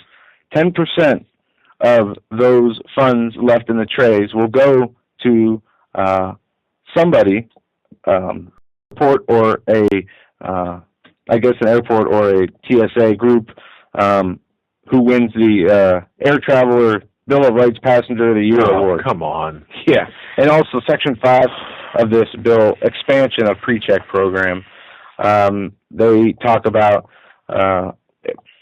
airports with 250,000 passengers annually will have to get, service X, Y, and Z, pre-check, et cetera, et cetera. And yes, I see in the chat room somebody posted the bill to the FEMA for mobilizing mass fatality planning. We covered that last week. The United States Congress passed a bill for FEMA to prepare for fatality planning in funeral homes, cemeteries, mortuaries being overwhelmed in the aftermath of a mass terror attack or natural disaster or other crisis. This bill, the H.R. 6566, was posted on September 28th, approved by the House on September 28th, and it says it is for the purposes of burying religious people, Jewish, Muslim, they require their bodies to be buried within 48 hours of death, and we're left to believe that after the government kills us, they're going to give us proper burial ceremonies. I highly doubt that. But yeah, we had talked about this last week, and we're kind of waiting to see what happens with this, because FEMA is in no way, shape, or form equipped, ready to deal with maybe for mass fatality planning, not for helping anybody. That's for sure. I want to also bring one last thing again before we go to the phones, folks. There's a report Steve Quayle has on his website. That's stevequayle.com. stevequayle.com. From Computer World, where the reports are an international gang of cyber crooks are plotting a major campaign to steal money from online accounts of thousands of consumers at 30 or more major U.S. banks. That is according to, again, some postings made and some information gleaned and published in Computer World. The bottom line, international gang of cyber crooks is planning a major campaign to steal money from the online accounts of thousands of consumers at 30 or more U.S. banks. Well, guess what? That traces back, if you take away the hype from this article, any type of online hacking activity, I with few exceptions, because of the layers and layers and layers of security. Now, it does happen, but to actually be able to clean out bank accounts, the perpetrators behind that look toward the people behind the banks themselves, or the fiat money system, because Steve warned about this. It's not these hackers that are stealing the money. It's the central bankers that are stealing the money. Why? Because there's no money to be had. Let's go back to the phones. We've had Sheila on hold for a while. We're going to bring her on now. Sheila, you're on air with the HAGMANN and HAGMANN Report. We're going to go to Vernon next. Hello, guys. How you doing? Doug, I'm doing fine. Doug, I want you to get a picture of that furnace in your mind that Shadrach and Meshach and Abednego was in. Have you got that picture in your mind? I do. Because that's where all these parasites are going. Well, you know what I'm saying? Yeah, I understand. I understand. No matter what topic you're on, they're all going straight in that furnace. Every one of them. I can hear them sizzling right now. Well, you know, I agree with you, but I have to say this. You know, the reason I mention that is, of course, you know, the armor of God, the spiritual armor of God is what we need. You know, deservedly so, but we need that spiritual armor because when confronted with the fire, when confronted with the furnace, when confronted with the calamities, when confronted with the sense of danger, when our body alarm reactions go off, we need that spiritual armor of God. And yes, you know, they deserve the fire, I'm sure, but you know, my message was a little bit different. But I agree with you, Sheila. And by the way, Sheila, I got your email about the Social Security numbers. We're looking into that. So. Okay, that'll be interesting. There's a smorgasbord on there. Sure. Joe was talking about the soup kitchens and what they're doing. Mm-hmm. Well, they're messing with the righteous when they do that, and you can bet God's going to pour His wrath out on them. Anybody that's interfering with that stuff, they're doing this all over the country. It's so. I mean, what's their motive? I mean, what's their motive behind this? I don't know. To have a more attractive city, apparently. I think what they're wanting is to put people in a desperate situation where they've got nowhere to turn but to the government. Well, they don't want anybody helping them, you know, no clothes, nothing. They're taking that away from the church is what they're doing. A lot of your church members, you know, are very heavily involved in these soup kitchens, and I know my daughter's church, they've got a closed closet. Poor come in there, you know, and they take whatever they want, you know. They want to stop all that. They're taking away the help. It's his social justice is what that's about. Yeah, I'm seeing that word in a lot of... It's got to be a big thing. Well, the phrase... It's got to be a big community thing by the Fed. Yes, but just to let you know, the phrase social justice was hijacked from the Catholic Church, and then exactly, you know, bastardized to meet the agenda of the New Age people. But okay, go ahead. I didn't mean to interrupt. No, you're fine. I tried reading up on that social justice to try to get clear in my mind exactly what that meant. And it's a fine line between what they're doing and Christian compassion. And what they're doing is they're taking Christian compassion and they're actually turning the church into slaves of the state because they're ending up helping the state, saving the state money, see. Right. And most people will think that's good. They're doing something to help. But what they're basically doing is they're taking away the work that you're supposed to be doing for God, and instead you're doing it for the state. That's how it's going to end up.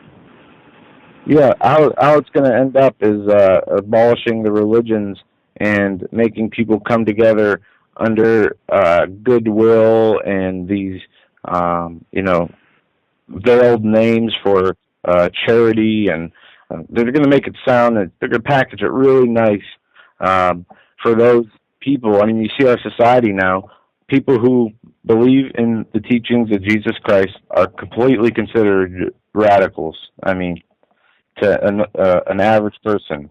So when these plans come along, when they bring their peace, when they promise peace and they have it for a brief time, and they say, look, we brought the peace, you don't, you know, let go of your religion, there's no God coming back, he didn't come back yet, he's not going to, you know, just get on board with this universal universal vision of goodwill and charity, and that's how they're going to get you. And then when the people who say no to that, the true believers in Jesus Christ, the other people who don't believe in Jesus, who believe in this goodwill, New Age stuff, are going to be like, well, you know, your God must be a horrible God if you don't want to accept goodwill and charity if he tells you not to. But it's not even about that, but that's how it'll be played. And, I mean, well, however it comes, it's going to be bad. You know how we can sum that up? It's back in 2008 when Obama was running. He was running on, I'll give you something for free. You know, and how many of these people were Christians, we don't know. But I'll tell you what, God looked at that and thought, okay, if you don't want to trust me, you want a king, I'll give you a king, and that's what we've got.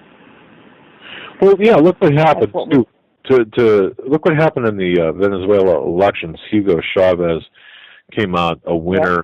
You know, despite the exit polls being heavily in favor of the other party, of course, Jimmy Carter's Center for, you know, making sure the elections are correct, said, hey, everything was fair. But now that said, they were saying there's some fraud going on there too. Right, and I have this feeling that Obama, you know, when he goes for his third term, you know, it's going to be a Venezuela type. Of course, he's expected to be coronated on the not elected but coronated this next year. That's my belief, but and that of my inside source at DHS. But Sheila, anything else? Yeah, there was just one more thing. You know, Friday night you mentioned that bill, HR 6566. I went online and I looked that up, and I looked in different places and read that, and I found it really interesting that they were saying to be sensitive to the burials of Jews and Muslims. Yeah, right. I just believe what I was reading. I'm like,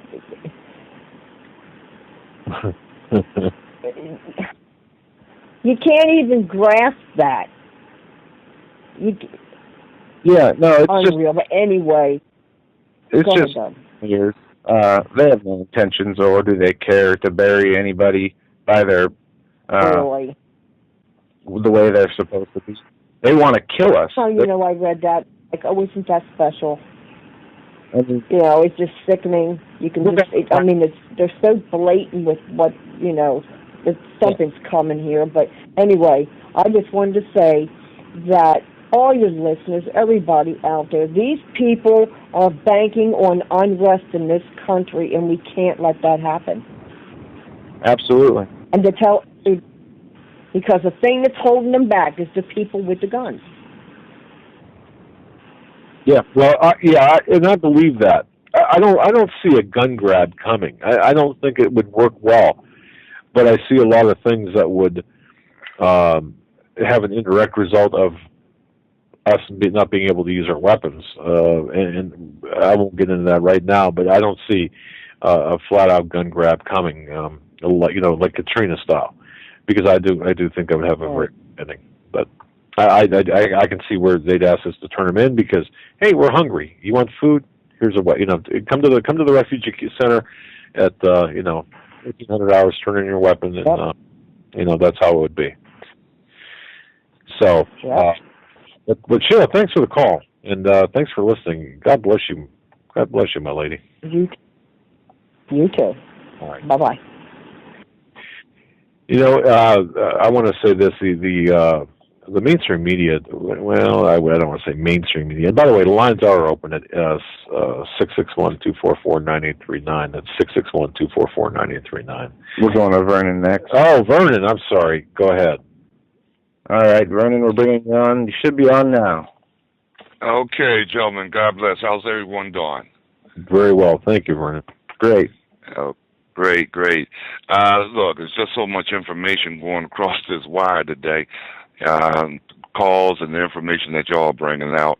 You know, you're covering everything from World War III that's breaking out all the way to UFOs. You know. Yeah. So I'm gonna try to keep it brief as possible. On the asteroid that everyone was talking about, there is one for tomorrow coming, and this was my level of interest. I did a video, which I'm gonna put into the room again this morning. There was an asteroid yesterday on the 7th, and that was 2012 TV. That was at a lunar distance of 0.7, which equals 167,198 miles. Now, as you know, we had numerous of earthquakes today, ranging in the 6-pointers. And my question was, would that have been caused by this asteroid, which is still spinning out from our, out of our area right here. Now, the other one is due on the 12th. That's 2012 TC4. Like the gentleman told you, that is a 0.2 lunar distance at 47,771 miles, packing anywhere from 14 to 30 meters, which equals to about anywhere from 72 to 98 feet. And it's a code 7. Now, they don't know the parameters of this asteroid. They don't know if it's going to be well within our orbit, how close in our orbit, or if it's going to hit the Earth or not. It's a code 7, 0 being very good and 9 being the worst case scenario. We're at a code 7. Yeah, Vernon, 7. I want to comment on this. I've seen asteroids come 0.02 lunar distances. 0.02 is, I think, is less than 0.05. I think it was earlier this spring. Isn't that right? No, it's less than that. It was a lot closer than this one.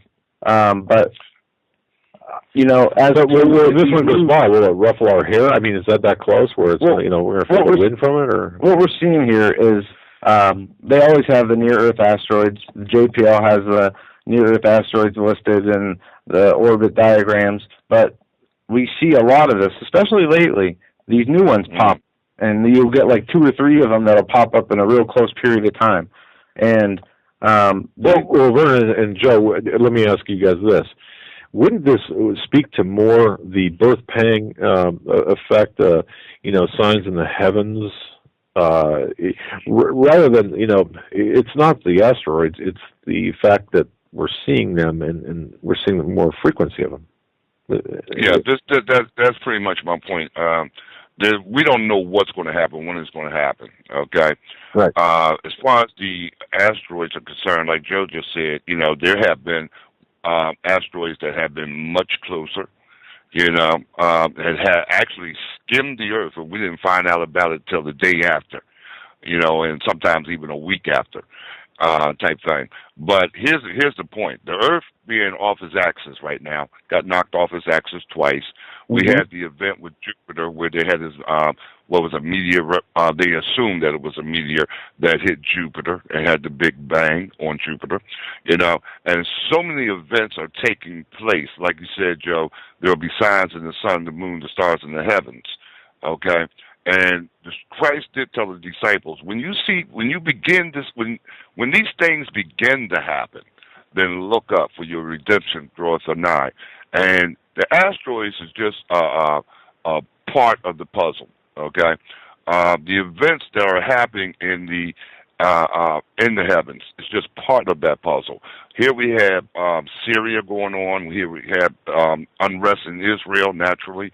We have laws that have been passed. Now, you had talked about Agenda 21. Also, okay, I just wanted to, this is main reason why I called in. There was a bill called S510, and I'm going to put all this in the room. But this was on InfoWars. Hello? Yeah, yep, we're up. Okay. This was on InfoWars back in August 13th of 2010, when they was proposing to put S510 into play. Well, that law that is now in law. It is illegal for you to grow your own healthy foods. And I'll just read this little part right here. if they had made it, in this article was saying if they were to make it law, which they did, it is now you cannot grow, own, trade, transport, share, feed, and eat each and every food that nature makes. You cannot grow this stuff no more legally. Now, it's just like the National Defense Authorization Act. They made the law, okay? It has yet to be fully implemented. But believe me, if you have a garden of tomatoes, they're coming for it under Agenda 21. That's where it's coming from. At the same time, this is being passed by Barack Obama. He also, when Barack Obama signed the 2012 Agricultural Appropriations Bill on November the 18th, he opened a door for the renewed slaughter over 100,000 horses per year on American soil. Some of the president's most ardent loyalists felt personally betrayed by his move because Obama had initially supported the 2009 Prevention of Cruelty Act, H.R. 503, which outlawed the transportation or purchase of horses for the intent of human consumption. All of this stuff, regardless of what we talk about, the asteroids, the war, the laws, all of this is a prelude to the Lord of Lords and King of Kings coming. He said, when you see it happen, then look up, for your redemption draweth nigh. And folks, keep in mind, depopulation is very real. Just like the doctor was telling you about the immunization, Bill Gates is telling you that there are last year it was 7 billion people on the earth. Today is 9 billion people on the earth. And their plans is to annihilate 2/3 of that population. Vernon, in that report from Iron Mountain, it talks about population control, and it refers to the means of which they will bring this about, whether it is, they state in here, a pill, sterilizing the water, and food additives to bring about when you can't have children, so they can stop consumption. They say that they will, drug our food and water to stop conception because there are too many people in the world, unless we need the people for war. And they go on to, they use various terms. Useless eaters is one of them. I forget what this one I just read was. It was like tar humans. Well, you get the idea. We are skunked. We are less than the animals on this earth, the insects on this earth to them. They hate us with a passion, and they want to do everything in their power. They have and are continuing to do everything in their power to make sure they bring about our demise. And they've renamed the other word is it's not sustainable for us to feed you no longer. Yep. And keep in mind, scientists, I recall an article back about, I guess 6 or 7 years ago, the scientists were saying that in the Black Sea, there is enough mineral in the sea to feed the entire globe for the next 1,000 years. Something else they didn't tell you. Interesting. Wow. Well, Vernon, we have, all of us have to be watchmen, and, we have to keep vigil and keep helping people and keep bringing people to God and the salvation, because I'll tell you, you're right. The birth pangs are quickening, aren't they?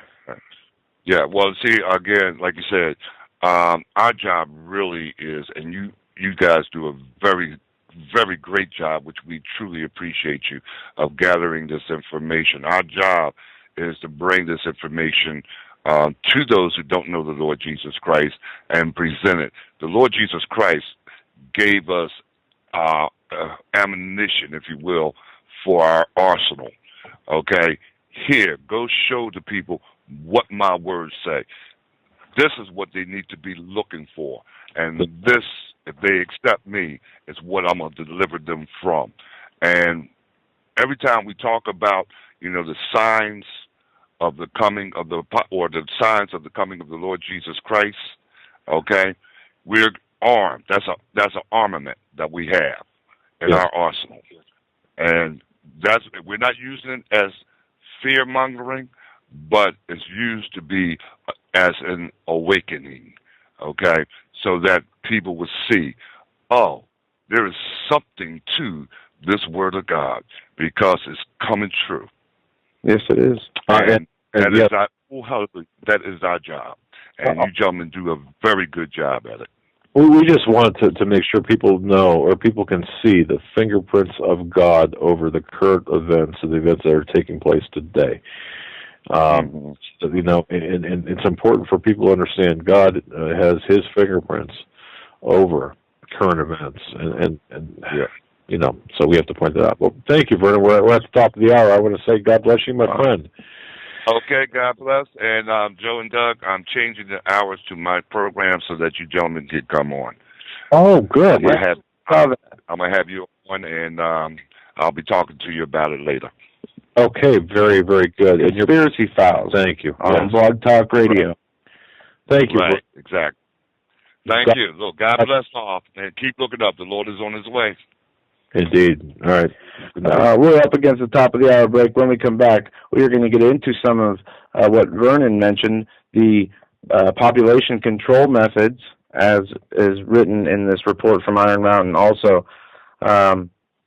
there is news that a man taking photos of a thunderstorm was visited by the FBI. How does that work out? I'll explain on the other side when we get back from these brief messages from our sponsors. Ladies and gentlemen, you're listening to the Hagmann and Hagmann Report this October 8th, this Monday edition. Please, this is a listener-supported program. If you can support the show monetarily, go to HomelandSecurityUS.com to donate. We could use all the financial help we could get. It's tough for everyone. And if you can't support us financially, say a prayer, spread the word about the show, help another person, your neighbor, a family member. That's all we ask. Tell others about the show, and let's all make sure that we're getting right with God. We're going to be right back after this.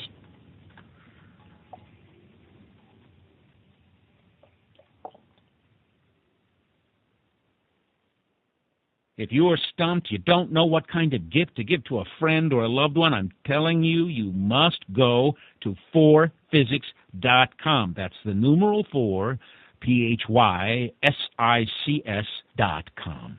This is your one-stop shopping palace. That's the only way I can put it. I could spend easily an hour on this website. Innovative, fun, educational. There are games, books, weather instruments, unique time-telling devices, jewelry, optical devices, laboratory equipment. Let me give you an example. We all know we can tell time with a sundial. You've seen those advertised. Did you know that you could tell time by the stars? At 4physics.com, you can buy a horologium nocturnum. This was a navigational device used in the 15th century by navigators at night to tell time by the stars. It's beautifully crafted in the shape of a pendant made of bronze and pewter or gold and silver. Absolutely a stunning gift. I would be proud to give it to anyone. You must go to 4physics.com. Even if you're not stumped, that's 4physics. That's the numeral 4, PHYSICS.com. It's your one-stop shopping palace. Any problems that you have, I don't know what to get Grandpa, I don't know what to get my loved one, that's unique, you will find it at 4physics.com. Please take my word for it. Go to the website, but give yourself a lot of time because you're not going to want to leave. 4physics.com. Survival of the fittest. In any and all situations, survival is your #1 priority. That requires being tough and thinking smart. And the folks at Freeze Dry Guy are going to help you do just that. They have the long-range patrol ration entrees, what they call the Brick Pack. When you're in survival mode, it is absolutely the best item for your survival pack or bug-out bag. You can go farther, faster, and carry more food with the LRP cold weather ration entrees. Not only do these long-lasting, durable entrees help sustain you or your family through the harshest environment or situation, they are by far the most delicious of their kind. No contest. With a variety of tasty entrees, you can't beat the LRP Brick Packs.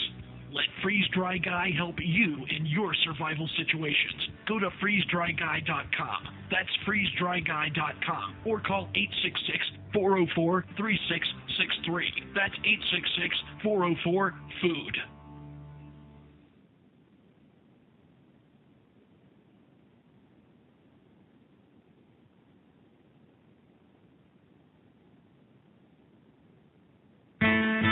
After suffering through 4 long years of Obama's reign of terror, millions of Americans are living in a state of unprecedented shock and horror today. Obama has deceptively destroyed the dreams and lives of tens of millions of Americans who are now searching desperately for the answer to throwing him in the street in November. And here's the battle plan, America. How about beginning on July 4th, with every red-blooded American mobilizing together, we launch a nationwide signal of distress by flying our American flags upside down in front of our homes to convey the imminent danger our nation faces from Mr. Obama.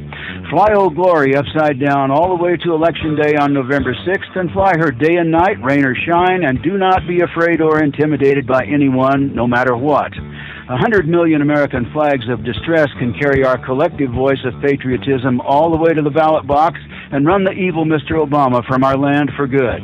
Get your flag and get ready, America. We're the 21st century Tea Party patriots. All right, ladies and gentlemen, this is the top of hour number 3 on the Hagmann and Hagmann Report. I'm going to play this clip from you.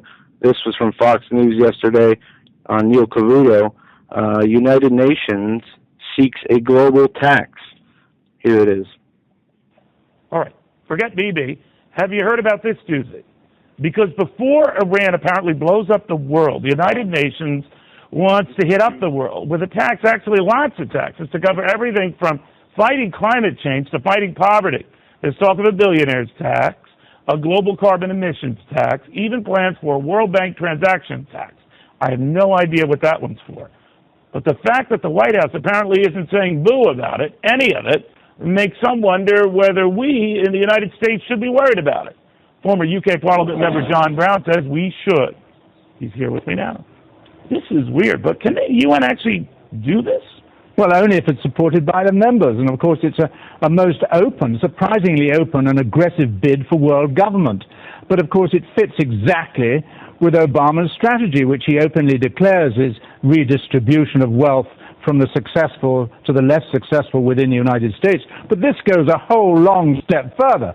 This is redistribution of American and European wealth to the third world. I mean, it's nasty enough to pay taxes for a huge government you think interferes with your life, but to pay and throw it around the whole world, it's going to mean abject poverty. But there is precedent for it, right? Even among the European Union. I mean, when you go in and you fly into any one of the European Union member countries, you pay a tax, I think, that goes to the EC. You pay a variety of things that go to that community and all the member countries, whether those member countries individually like it or not. So at least on that level, there is precedent. I'm just could the United Nations push this to the point where we're paying all of these extra global taxes on top of what are excessive? Oh, I think so, Neil. I mean, you rightly cite the European Union. The European Union was set up by stealth and deceit. And take, for example, my own country, the United Kingdom. We were taken in by the nose with being told complete lies about it involved. And now, of course, we see not only massive taxation going to the European Union, which is undemocratic, has an elected parliament, but the parliament has no power. So very like communist Russia. They had a parliament, but it had no power. So we have this unelected body running the European Union, massive taxation, massive regulations. But in the European, now you guys, technically, you're not part of that currency. You are part of that union. Part of the Eurozone, but part of the European Union. So you can't say no? In other words, if our country, I always thought in our country, you have to go through Congress for any taxes. We haven't given that right up yet, have we? No, but you see, Britain has 80% of British legislation comes from Brussels already. And so... You guys already sold yourself. Yes, and in times... Which is why you moved here. Yes, for freedom. And now it's being threatened here. I'm an American citizen and freedom's existing. But, you mentioned something interesting during break. I don't want to give conversations away, but we mentioned about the top rate going up in France to 75%. that is the trend globally, right? I mean, not to that degree, but then there'll be no place to escape. Absolutely, and that's what they want. World government, no place to escape. But in Britain, in the 17th century, we executed our king for high treason for selling Britain down the road. I mean, if they dared to say it, these leaders that took us in and keep paying all these taxes and keep supporting the European Union, which is merely a pilot scheme for the United Nations and world government. But they must know that you can't get much bang for the buck or the euro, whatever, just constantly hiking it, right? I mean, they studies have been proven here, there, everywhere, that you never get the money you think you're going to get. No, but of course they take from the successful, like Germany, and redistribute it to the less successful. And now that's within Europe. But when the world government happens under the United Nations, it'll be from Europe and the United States to the rest of the world. And that's going to be very uncomfortable. You already see the Europe fracturing already. Spain, Greece, Italy, this sort of thing is fracturing. People on grassroots won't stand it. I think the same thing will happen in the United States and others when they realize what's happening, and you'll see a vast increase in the demand for states' rights within the United States. If Americans who want badly enough having financing their own big government, if they're made to pay for other countries as well, I think Americans won't stand for it myself. They want their freedom. America's more than a country, it's an ideal. All right, well, I don't hear a lot of opposition officially to any of this. Under world government, there is no opposition. No. All right, buddy. Thank you very much. John Brown, your Pacific Capital. He's here. He's with us now, so all is safe. Meanwhile, all right. That was a very action-packed audio, as you heard the gentleman say flat out that this UN global tax is part of their global government, one world government program, also being pushed by Obama, and that the European Union was put together through fraud and deception. And, he covered a lot of ground there. If you guys want, you can search and find that video. It's called the United Nations Global Seeking Global Tax, and find that there on YouTube. I gotta tell you, I was on in 2004 with Neil Cavuto. I found him to be one of the finest, one of the nicest men with integrity of all the newscasters. By the way, that's just my take on him. Well, getting back to the story we finished at the top of the hour, taking photos of clouds earns the Texas man a visit from the FBI. If you are corresponding with known terrorists and attempting to overthrow the U.S. government, it's safe to expect a knock on your door from the FBI. But what if you happen to think that storm clouds look really, really cool? A man named Michael Giolando, 26, learned the hard way that anything and everything is seemingly fair game for an FBI investigation. He was taking photos of a dark, stormy rain cloud above his native Texas town of Houston last month, and had to pay the consequences for it when a federal agent appeared at his front door on Friday. Galindo answered honestly when FBI agent David Pelleggi showed up at the Houston household last week and asked him about some photos he took on September 13th near the former Lyondell refinery. He said, "I was spotted near the refinery, but I couldn't even remember doing that. I thought it had to be something else or somebody else." Galindo tells photography it's not a crime. It wasn't until he mentioned my camera that I made the connection. Galindo says he never once stepped foot on the refinery's property, but it was enough to raise suspicion nonetheless. Someone at the facility spotted him shooting photos and phoned in the police, who in turn rang up the FBI and Joint Terrorism Task Force. Galindo was just looking for a clear line of sight so he could snap a photo of the storm clouds, something he does regularly as a volunteer member of the National Weather Service's Skywarn program, a coast-to-coast system that lets civilians submit breaking information and photos on storms. There's a couple of layers to this story. One, it's just like gun control. It's not about guns, it's about control. Much like the response by the FBI, it's not about the incident itself, it's about getting conditioning. And I think that's a big part of it, because, look, why else would you dispatch the resources of the federal government Okay, and I do believe it. And maybe there's something at that refinery. And let me read this again because. But look at the perhaps there's something at the refinery. But look at the refineries that we have. They're on life support.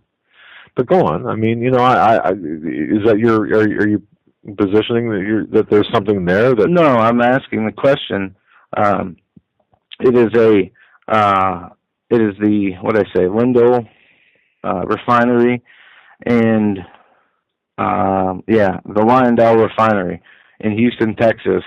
And he said he never stepped foot on the property, and he was taking pictures of the sky. And somebody from the refinery saw him taking pictures, who in turn probably saw one of Janet Napolitano's See Something, Say Something commercials on one of billions of TVs at sports stadiums, malls, Walmarts across the country, and decided that the camera was probably a dangerous weapon and needed to call the Joint Terrorism Task Force immediately. Maybe it was the conditioning of the gentleman who called, and his level of whatever he thought.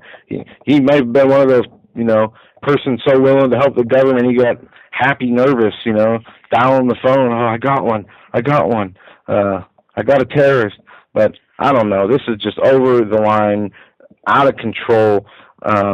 It makes no sense whatsoever, especially if the man was taking pictures of the sky and clearly not the refinery. There's got to be more to this than what is on the surface. Either there's something going on at that refinery, or there's something going on with the police or this man who took the photographs. But there's something else there. All right. Let me take you really quickly through this. Think about this. For the last 60 years, and I want everyone to understand, based on my research and Amstead Evans and such, Joe McCarthy as a senator was correct, and the different panels in the House Un-American Activities Committee back in the 50s. Look, we had after World War II, we had just an influx of communist agents into our country, and what we're seeing right now is the byproduct, or is the result of that communist infiltration. And as we see things, especially in the 2008 and the 2012 election, Barack Hussein Obama was in fact a result of this communist Marxist infiltration. And again, I'd like everyone just to take a couple of steps back and consider the 2008 election and where this man came from, this man being Barack Obama, who's Barack Hussein Obama, who 7 years after the 9/11, we elect a communist Marxist Muslim as a president. And that is what it is, by definition. But imagine the globalist power behind this communist, socialist, or communist Marxist agenda, how this could be set up. Yeah, and more of the same. I'm going to just jump in here. Mitt Romney gave a speech today, and where he said he will support friends across the Middle East who share our values, but need help defining them. Need help defining them. Yeah. So they need to sharpen up their hatred then. Right. In Libya, I will support the Libyan people's efforts to forge a lasting government that represents all of them. I will vigorously pursue the terrorists who attacked our consulate in Benghazi and killed Americans. In Egypt, I will use our influence, including clear conditions on our aid, to urge the new government to represent all Egyptians, to build democratic institutions, and to maintain its peace treaty with Israel. And we must persuade our friends and allies to place similar stipulations on their aid. In Syria, I will work with our partners to identify and organize those members of the opposition who share our values, Al-Qaeda, to obtain the arms they need to defeat Assad's tanks, helicopters, and fighter jets. So what's going to change if Romney gets in office? Is he going to stop sending weapons to Al-Qaeda? Nope. Is he going to stop the aid? No, of course not. And this also kind of, this whole concept kind of speaks to why Obama may have been unfocused, or appeared unfocused anyway, and overconfident and arrogant during this debate. Obviously he had taken everything too lightly. But think about this. you've got the most, really arguably the most powerful man on the planet, someone who could change the ruling structure through words and deeds of Egypt and Libya, just virtually by command, causing this Arab Spring, bringing down the two long-time Middle East strongmen, making the world safe for the Muslim Brotherhood. Now, we must remember the Muslim Brotherhood has the stated goal of destroying Western civilization and replacing it with Sharia law in the process. So you've got this grand plan. Take a few steps back. Who's behind this? Well, the globalist power brokers are behind this. They're the ones that have allowed the communist infiltration to take place. And Obama has set Obama up, this meteoric rise to power. Again, a Marxist ideologue who really has violated every day the Constitution. He's defied the courts. He's ignoring the will of the people as enacted by Congress. And he's just showing a deeply held contempt for the rule of law. Here's a guy that has designs on fundamentally changing America, bringing us to our knees, and he's preparing for an absolute all-out Islamic tailored socialistic policy all across the world in fulfillment of Marx and Hegel's imagined march of historical inevitable totalitarian collectivism. So therefore, there are some contingency plans in place for the 2012 election. And we've talked about this in the past. So the plan A, we'll say the first plan, much like the election of 2008, make sure the Republican Party, because, again, the people in power, the powerful communists who are committed to doing us in, they hold the reins of the ultimate power. And if you look at it, Alan West's comments and even Michelle Bachmann's comments about the Muslim Brotherhood, but they make good, albeit, well, not even strange bedfellows, good bedfellows.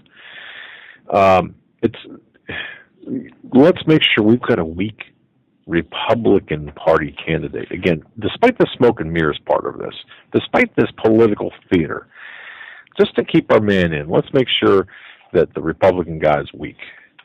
And Romney, and this is news of current now, this is current news. Don't forget, Romney, his fundraising campaign, although he doesn't really have that many personal money problems, he compared to Obama's fundraising, which consists of online donations that are virtually untraceable because of their amounts. And Breitbart had an expose on this past weekend and today. Okay, so this has all been set up by the unseen hand of power. And so the first plan would be for Obama to win based on a weak Republican candidate, and of course the money behind the two different campaigns, meaning Obama's campaign versus Romney. But the second part, maybe an alternative plan for reelecting Obama, is to just usurp the entire election by various means, including trickery, judicial corruption. We've seen that, and so on, to skew it in Obama's favor. With the support of the appropriate people, because Obama has not the power to do those things. No, and that's my point. You're looking at a communist infrastructure with the globalists behind them executing this plan, and this is right out of Alinsky's Rules for Radicals. So again, what about reasonable voter ID rules? Of course, this is going to make a difference. What about the 47% of Americans? That's right out of. What about the Rules for Radicals, as well as the voter intimidation? All of this is going on, and look what's happening to the overseas servicemen who are not. Their votes mean nothing. Yeah, they're being told to mail them in a week late, and some disappearing absentee ballots from the military. And this works beautifully because we have a media that's been compromised and infiltrated by the same communist mentality and members. Now it's just outright. Look, when you've got Susan Rice coming on. And Colorado made an excellent point in the chat room that we are under international law. We're not under constitutional law. Correct. The documents prove that. Right. The laws prove that. We have been sold down the river, and you can show people the proof, and they still won't believe you. But see, and okay. So the second plan would really exploit Alinsky tactics, and really it takes its power from the communist infrastructure and the community organizing by Obama, basically. But the third aspect of this, and this is what I'm concerned about, and I see, especially after the debate and so on. Look, I don't believe, it doesn't appear that he's going anywhere, regardless of the outcome of our national election. Well, now, why would I say that? Well, look, why would you, if you held power as a communist, and again, I use that word knowingly and deliberately, would you just give up power? Of course not. Because when would you have this same opportunity? You wouldn't. So, through deceitful means, unprincipled, incredibly capable Marxist people and communist people that occupy the infrastructure, it would not be that difficult or really that out of the realm of possibility for Obama to say, look, I'm not going anywhere. Now, he could do this in a number of ways, like say, well, hey, look, I might have lost, or maybe he wins the popular vote but loses the electoral vote. Well, boy, can you imagine the lawsuits? And think about the year 2000 elections.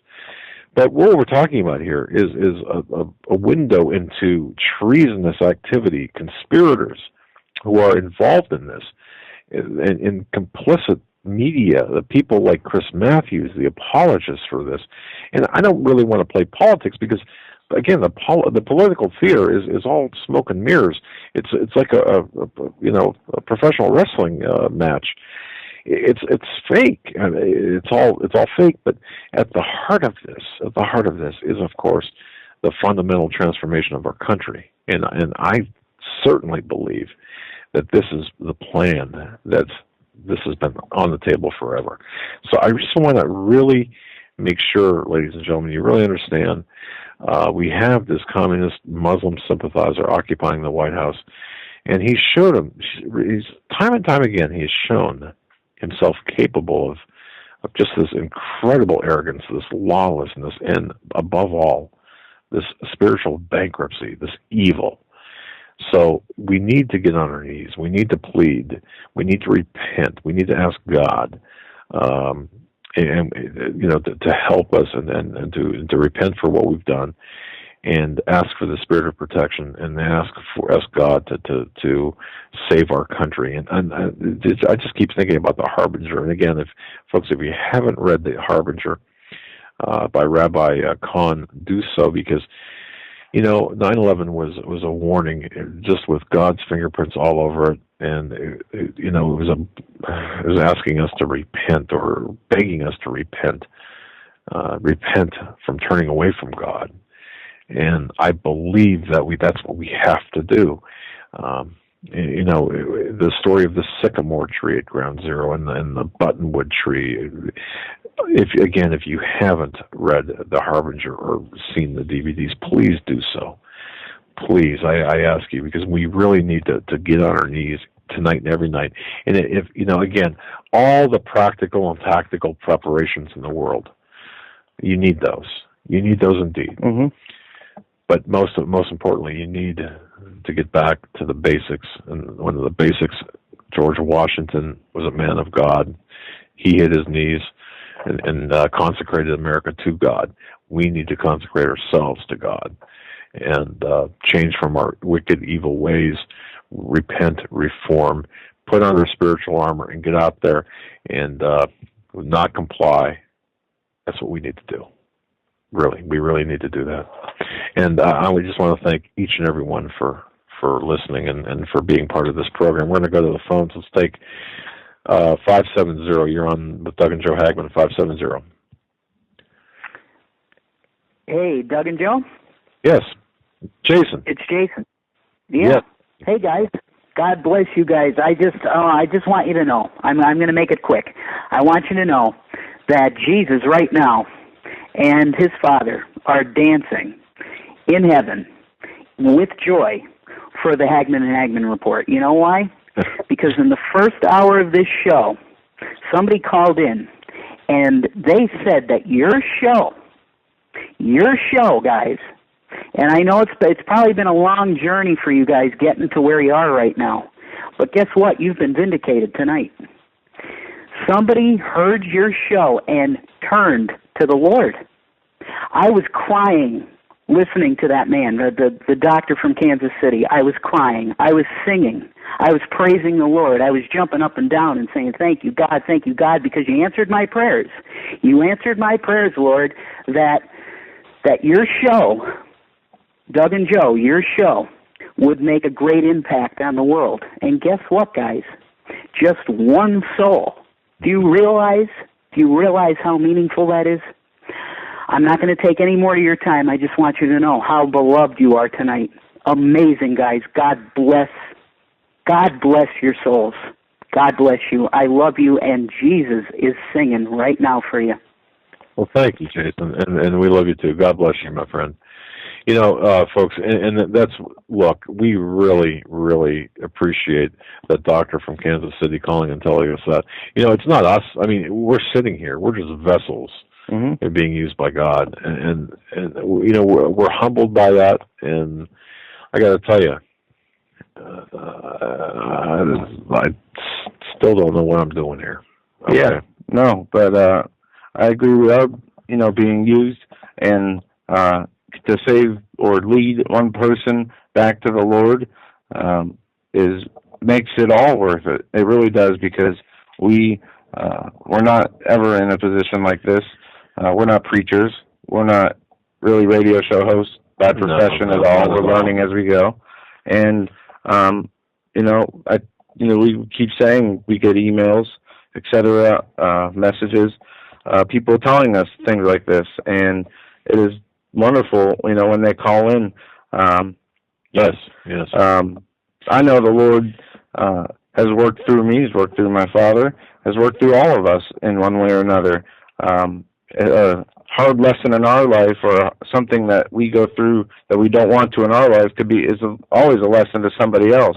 The Lord said He would put, speed bumps in the way to test, to see how your heart was, and we need to always glorify Him. We need to give the glory to God. Yeah, there's some pretty huge.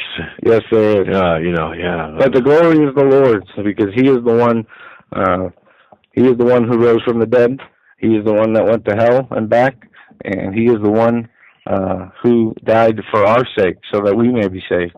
And all that glory goes His way. Yeah, and again, in these perilous times, and there are perilous. In Americans sensing danger, 15% are actually prepared, or the 61% sensing danger, 15% are actually prepared. Well, that preparation goes well beyond the tactical and practical. It goes into the spiritual, and that's, we want to combine all three, because there are plenty of programs out there that you can listen to, books you can buy. But we all have to be team members. We all have to be part of the same team, and that's the Judeo-Christian team.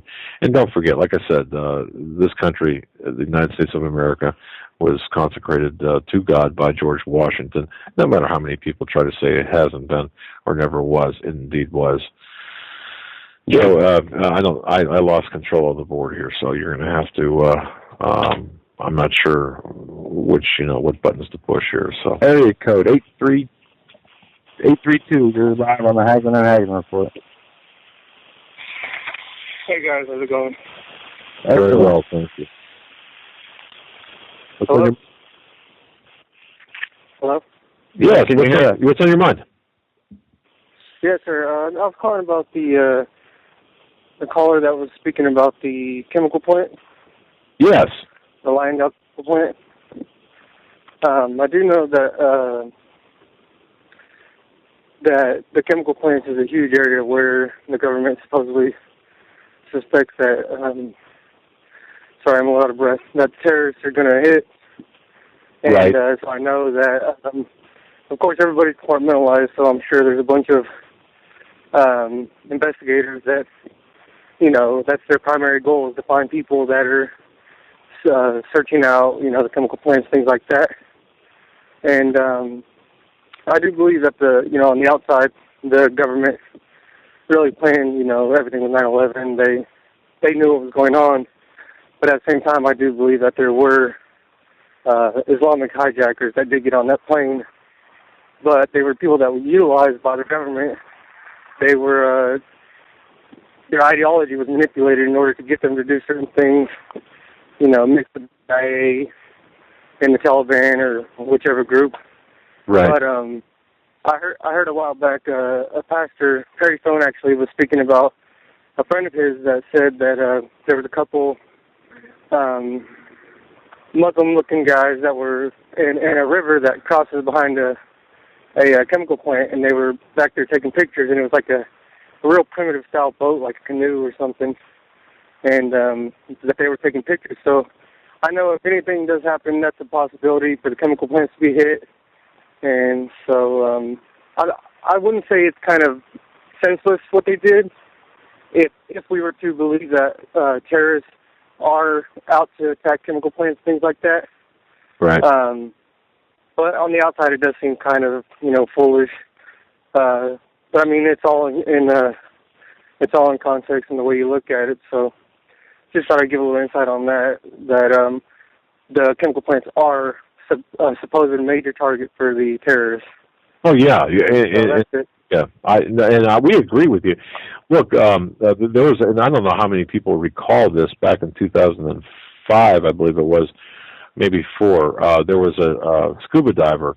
You mentioned chemical plants. Well, I'll talk about the nuclear plant up in off the Hudson River. There was a illegal alien that was found in full scuba gear that was dead, that washed up near the nuclear power plant up near. I don't recall the name of the power plant, but it was on the Hudson River.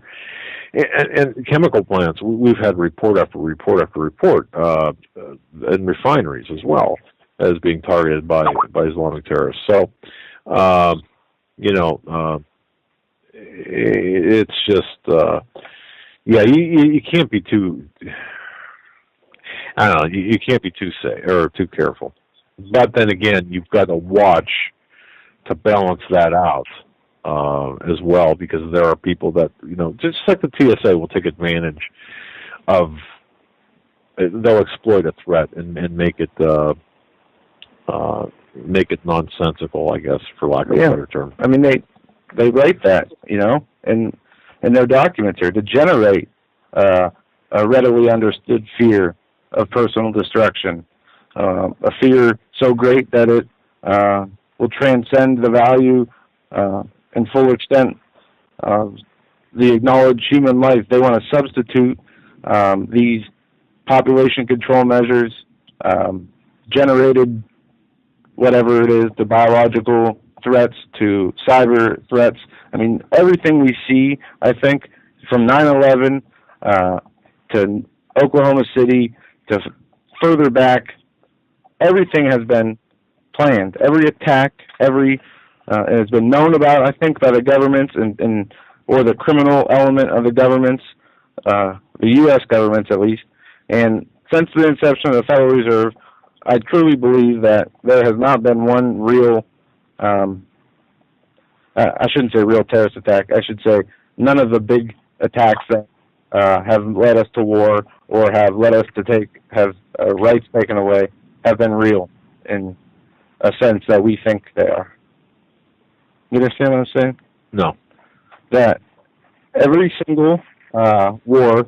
Caller, he lost me. Just Ventura said it on CNN. Words ago. Every single war in the 21st century, 20th or 21st century, since World War I, whatever, has been started by a false flag. Yeah, I believe that. And what do you think? Caller, Look, the threat of Islamic terrorists is real, but so is the exploitation of that threat. So, anything else, my friend? Yeah, Doug, I had one question. I know you're a busy guy, but I was just curious if you ever did get a chance to look up the purchase order on those guillotines purchased by the military. I did, but I'm not sure I can authenticate what I've found. Does that make sense to you? In other words... No, I understand. I understand what you're saying. No. Yeah, it was... The only thing, I can see, you can clearly see it says guillotines. It was the Army website. So I understand what you're saying, because it's not extra clear, but at the same time, it says, guillotine. So we can't, be for sure. It made me pause, and I'm not ruling it out. But I'd like to see... I'd like to see some more about that. Okay, I'd like to see some other verification about that.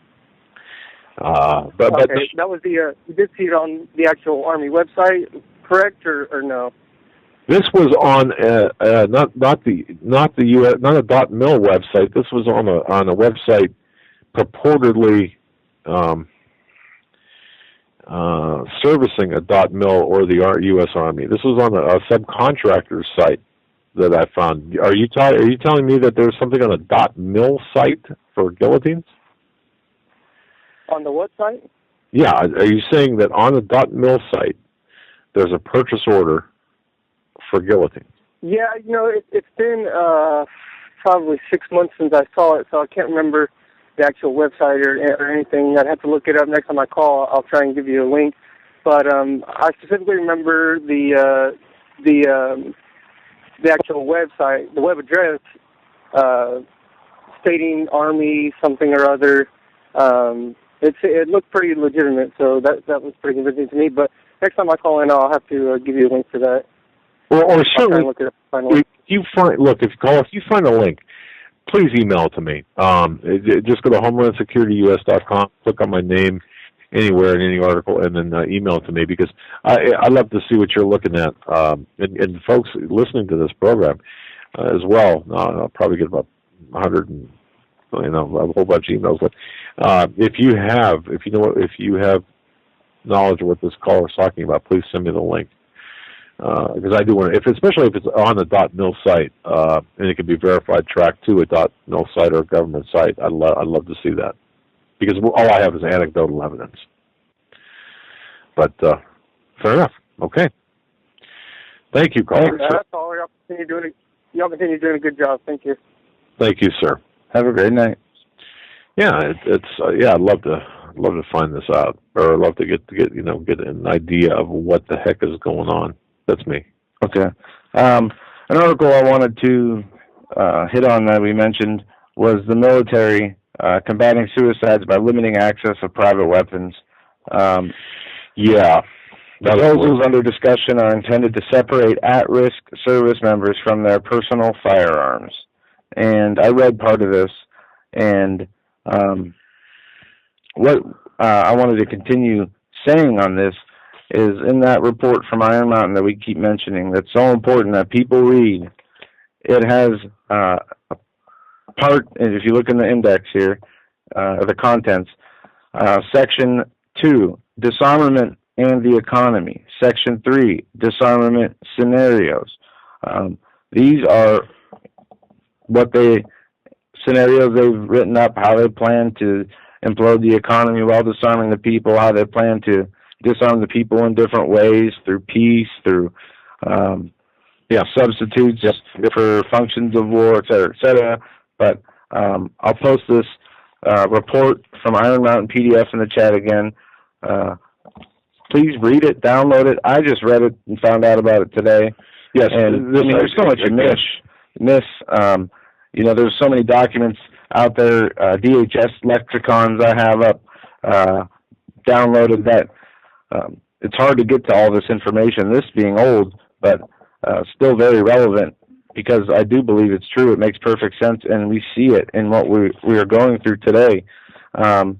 A report from Iron Mountain is really a blueprint that's been in existence for 50 years, but it's a blueprint for the New World Order. It kind of gives you the game plan. It kind of puts things.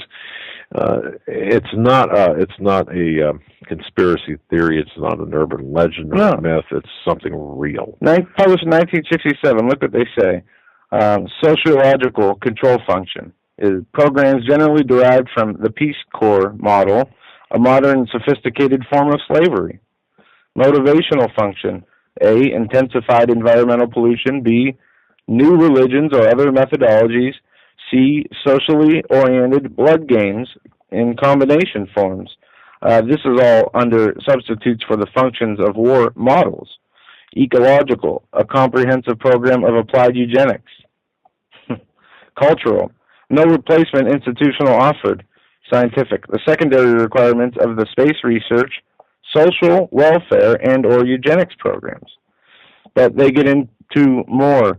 They talk about the aliens, that there will fake alien landing or invasion to make it so the people are so scared and don't know what they're facing, but they will be the ones with the solution.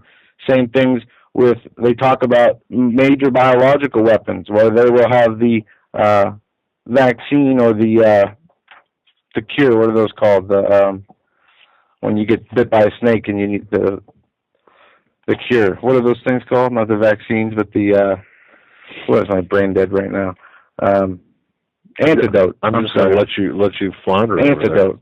No, but in this PDF they talk about just the most insane scenarios and ways to get rid of a population, including the intermediate step to total control of conception with a variant of a ubiquitous pill via water supplies or certain essential food stuffs, offset by controlled antidote, is already under development. There would appear to be no foreseeable need to revert to any of the outmodeled practices referring to the previous section.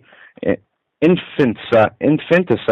Where have we seen that word before? Infanticide. That is the killing of babies after they're already born, up to 6 months old, 3 years old.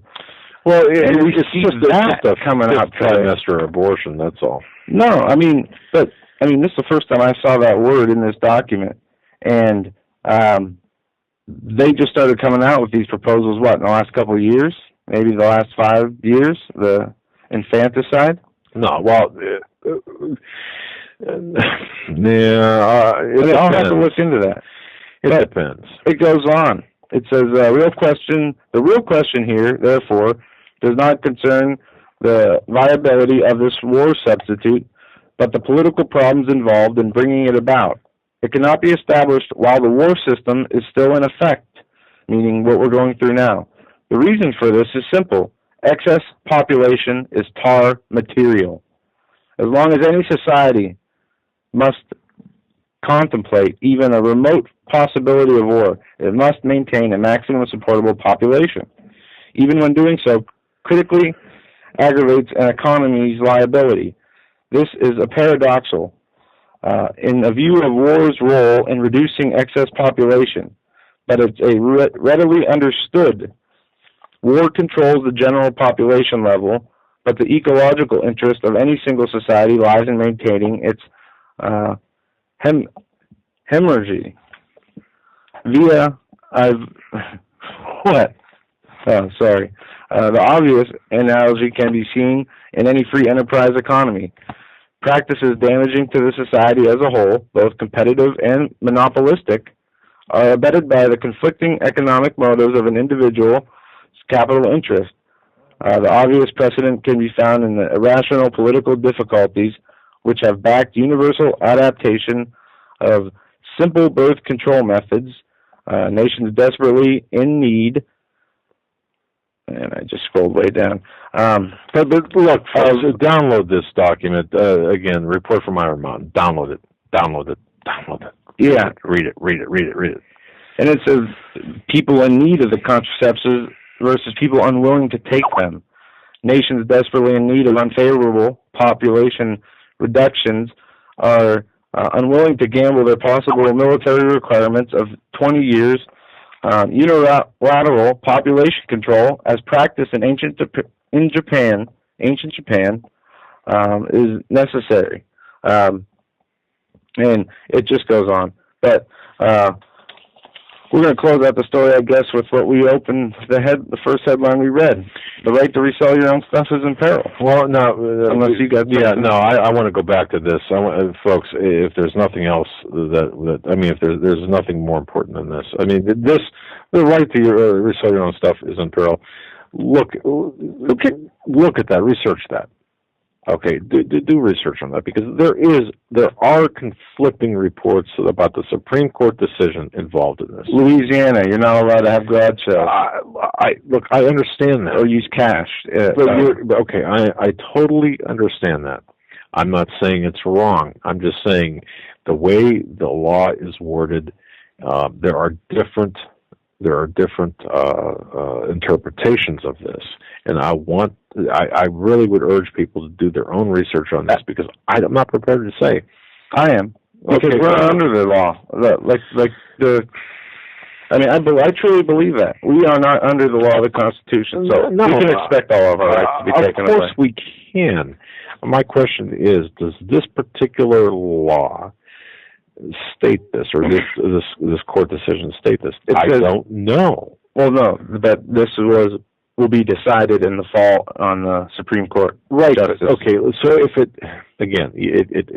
it only goods made overseas, or is it goods made? There's a lot of clarification needed on this, but I believe the most important aspect of today is the fact that we folks are being sold down the river. We are at the precipice of a third world war. We are going up against the Russia by proxy. Look, Stevens, the Libyan situation, the Libyan murder was not about a video. It was not about a protest for the video.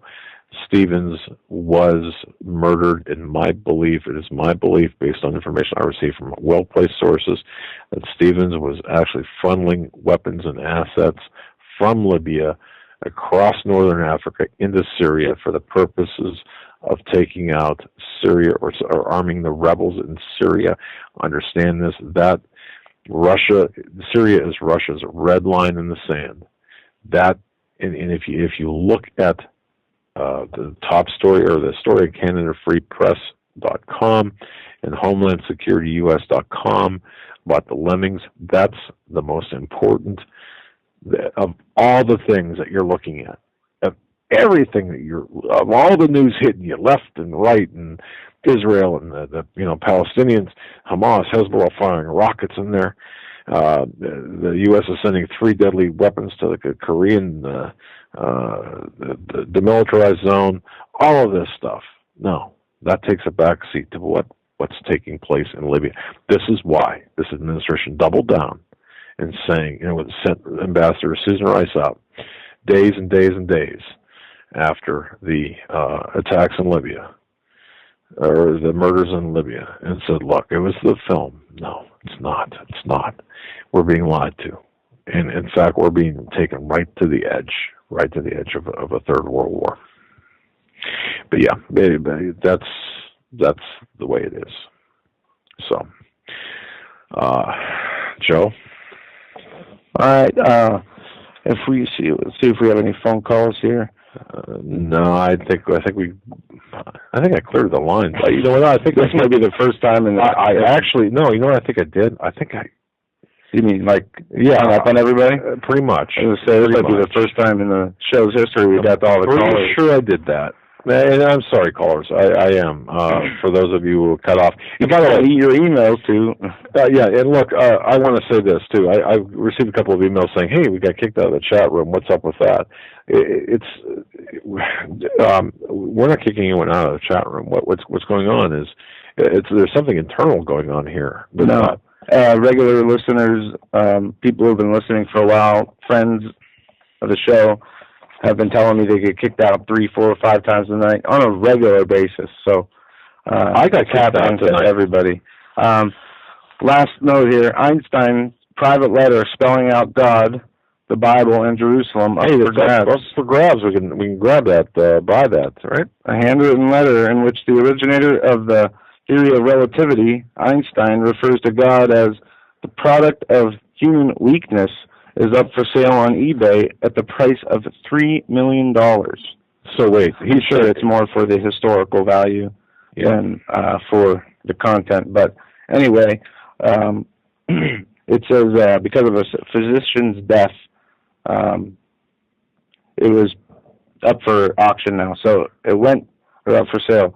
It was sent by Einstein from Princeton, New Jersey, in response to Gutkind's book, Choose Life, the Biblical Call to Revolt. What's the bottom line on his? What did he say? He said that God is for the weak, right? I mean, Einstein? He shares his prescription of Judaism and the Jewish people. For me, the Jewish religion, like all other religions, is an incarnation of the most childish superstitions.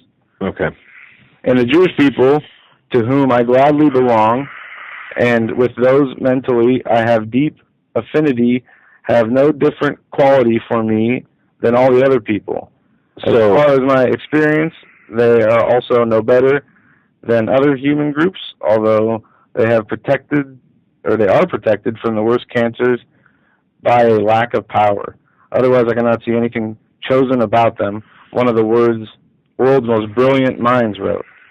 Wasn't too brilliant. No, you know what? You can be brilliant, but not be plugged into the Lord. And I'll tell you this. Let's end the program by saying Isaiah 62, verse 6. I have set watchmen upon thy walls, O Jerusalem, which shall never hold their peace day nor night. Ye that make mention of the Lord, keep not silence. That's our charge. That's a charge to us. This is what we are going to do, Isaiah 62:6. I have set watchmen upon thy walls, O Jerusalem, which shall never hold their peace day or night. We're not going to. Ye that make mention of the Lord, keep not silence. And that's a good word. Issue. And I just want to say to Robo Mom in our chat room, she's having surgery coming up. Robo. Everybody, please say a prayer for Robo Mom in our chat room. I think she said the 19th of this month she will be having surgery. She's a little concerned, and she can use that prayer. We will be praying for you, Robo Mom. And look, I just have a feeling in my spirit that you're going to be just fine. But nonetheless, prayers coming at you, prayers up. And with that, we're going to end our program. Last words, Joe, for tonight. Thank everybody for listening. Thank the caller who emailed us a while ago for calling in tonight. Oh, yes. What a wonderful call. Thank you for everybody who listens, supports the show. We cannot thank you enough. God bless everybody. Tomorrow, we are going to be joined by Philip Sharp. He is an author of a book that I don't have the title. It's In the Fire of Iran. He was in Iraq. He was in the Iraq War. It's about the Iraq War. Some interesting observations. And he'll be in the last hour. And then during the week, we are making some arrangements for some guests to join us at various times throughout our different programs this week. So in the meantime, God bless you. Keep safe. And see you tomorrow. Yeah, indeed. Good night. Thank you for using Blog Talk Radio. Goodbye.